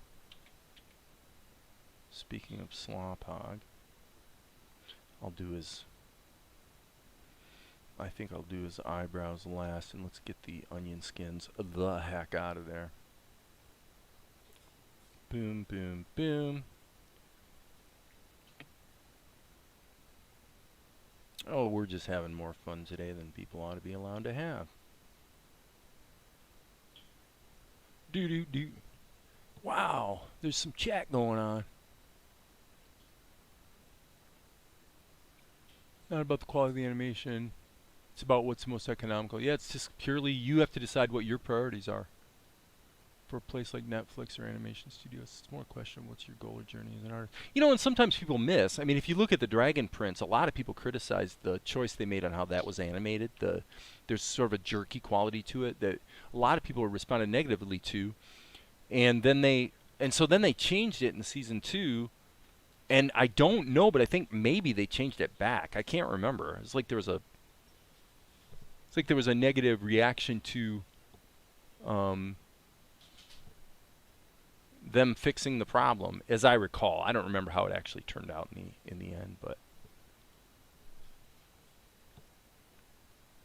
so I mean, here you've got a great writer, excellent craftsman like Aaron Ehash, you know, creating this show that has a lot going for it. Admittedly, a lot of the ideas are, you know, it's kind of what I was talking about, how your creative process, your 2 to 8 year progression maps to the 4 acts of a 4-act play or a 4-act story. Aaron Ehash is in Act 4. And sure enough, he's doing exactly what you would expect someone in Act 4 to do. He's kind of dancing the dance between repeating yourself and resting on your laurels, because a lot of the ideas that you see in the Dragon Prince are just easily could be argued that they've just been pilfered from Avatar: The Last Airbender, you know, where he was essentially the showrunner on that show, head writer. It's not bad. It's just it's not as fresh as one might hope. Right? And that's because Aaron can afford to, you know, he's got a deal with Netflix, right? He's got this great deal where he's going to be able to produce this show. And to a degree, you want to do what's safe. You know, you want to do what people expect. So, again, it's not bad. I personally found the Dragon Prince to be okay. It's like, you know, I mean, it's kind of,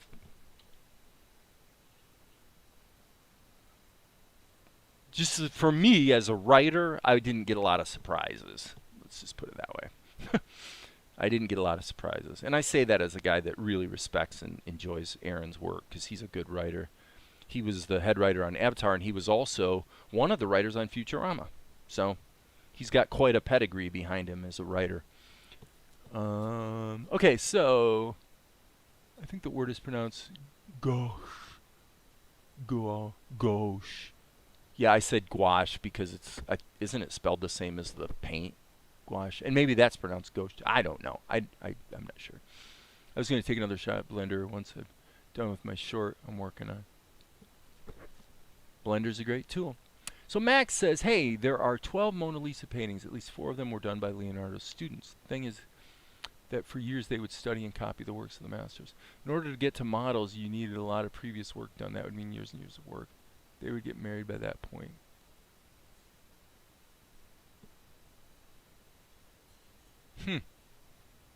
Yeah, thanks for the pronunciation correction. Sorry for the reply delays. And Essie Cat is demanding tummy tickles. I tell ya. The people in Maria's household are, well, the people in the cats are very lucky because they get a lot of tickles. Oh, yes. All they have to do is come up to her and go, Mwah, and basically ask for tickles, and they seem to get them. So here we are going to, I'm actually going to turn on pressure even though I'm still in pencil mode. Nah, bad idea. Strike that. We're going to keep it simple.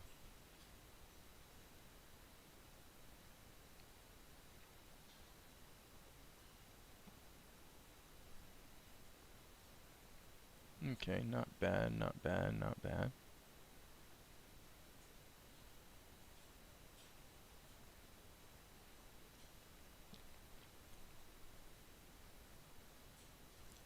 I said I was going to do Mel and then quit. What time is it? Well, I mean, I'm approaching the 4-hour mark here in about 20 minutes, so maybe I'll just go for 4 hours and call it good for today. It's not like anybody's keeping score, baby. Nobody's keeping score, man. What do you care? What are you worried about, man?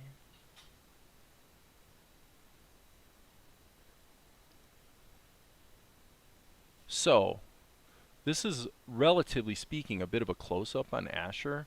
So I need to be a little vigilant, as I've talked about, in regard to his ink.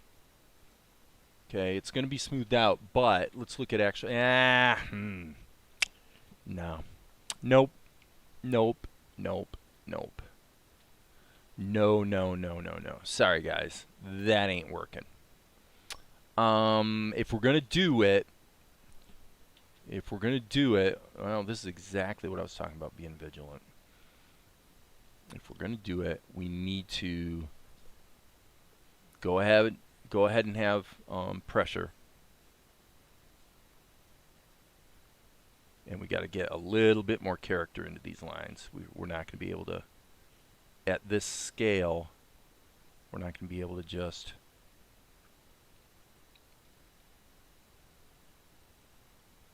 use a uniform width line. So I'm going to actually see what happens if this is a weird thing to do, but I'm actually going to do some drawing where I can't see what I'm doing, just to see how that feels.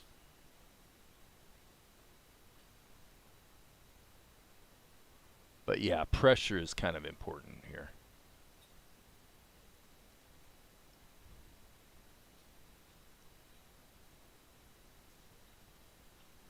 Okay. Yeah, that looks like kind of a lot better.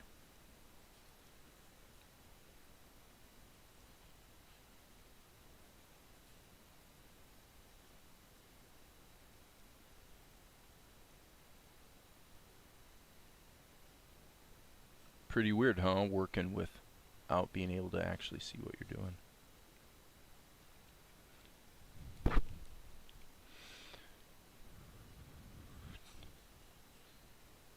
Boom, boom.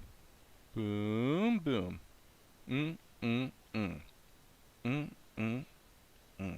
Mm, mm.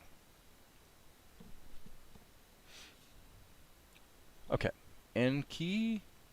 Yeah, that's better. We gotta tighten this up though a little bit.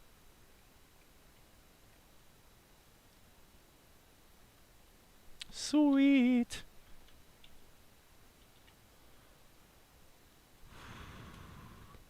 Boom, boom, boom. All right, what's going on in the chat? Anything? Unfortunately, I was comparing my other cat I had for 21 years. Bet you'll miss the knucklehead phase once he grows out of it. He lives up to her legacy. Nah, my other cat, she was never Yeah, I've had to put down a few dogs and cats over the many, many years. Cuddly compared to these two. Yeah.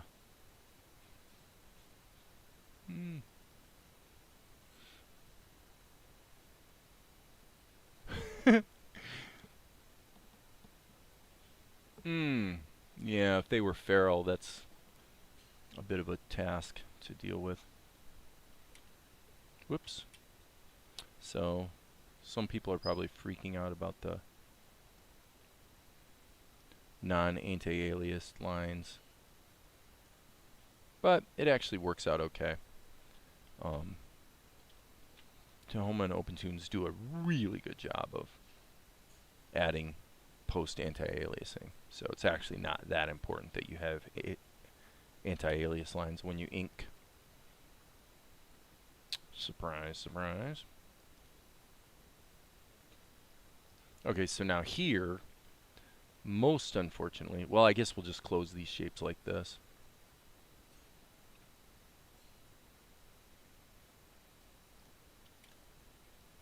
The interesting thing about having a line width that ranges from 1 to 2 is that it has to be either one or the other, so you get these really dramatic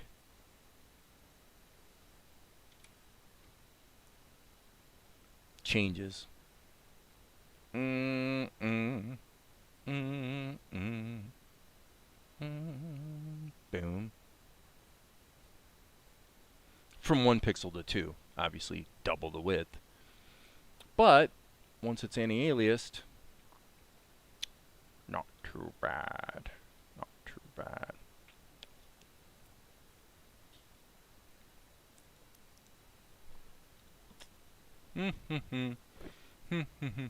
Okay.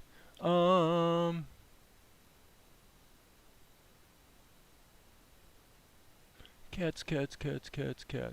Yeah. Well, you guys continue your cat chit chat while I continue my animation work. Okay, so question. Do we want to... Yeah, we want to redraw this. Yep.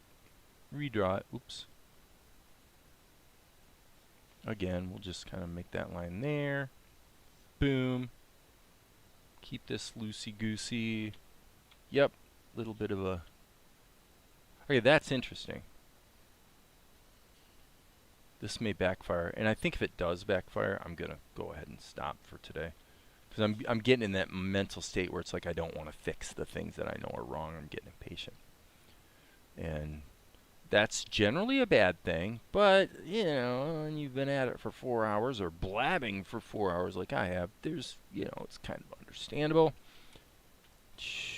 Boom, boom, boom, boom, boom, boom, boom, boom, boom, boom, boom, boo doo boom, boo doo doo doo doo doo, boop be doo be doo, boom, boom, boom, boom, ba doo da ba, bum ba doo ba dum ba. What time is it, baby? Man, it's 1:25. Holy. You know, and oh my gosh, massive bag of peppers, and they're not hot. You know what? I put two or three of them in the stir fry yesterday. They're almost like the store bought ones. They're not very hot at all, so they're great. Very utilitarian. Very utilitarian peppers we have coming out of the garden.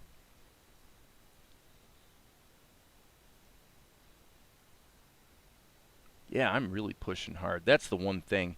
You're going to wear out your stylus quicker if you do your ink on the same level, because you have to push hard to convince Opentoonz or Tahoma to overwrite the pencil lines.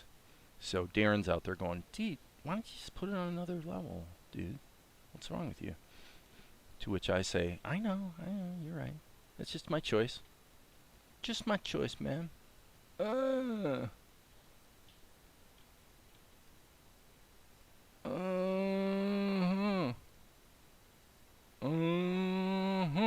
Okay, let's back up and see how this worked. In fact, we'll even look at it rendered. Okay, yeah, we missed a couple things here.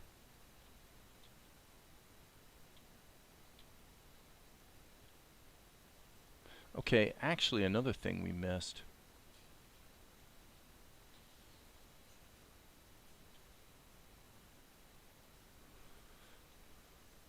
Okay, so there's a little bit of a change in character in the ink lines here.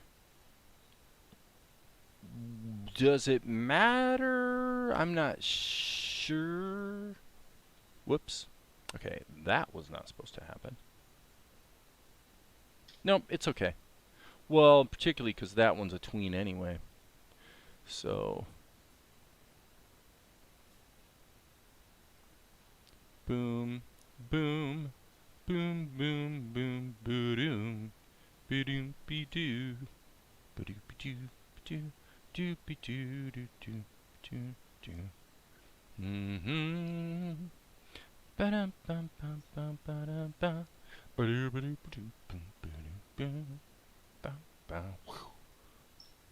Mm-hmm. Mm-hmm. Okay, that's going to be interesting to see what that looks like rendered. I guess it came out okay, actually.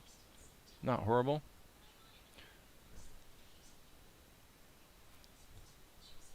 I think I'm going to go, I think I'm going to quit. I'm going to go hang out with Valerie.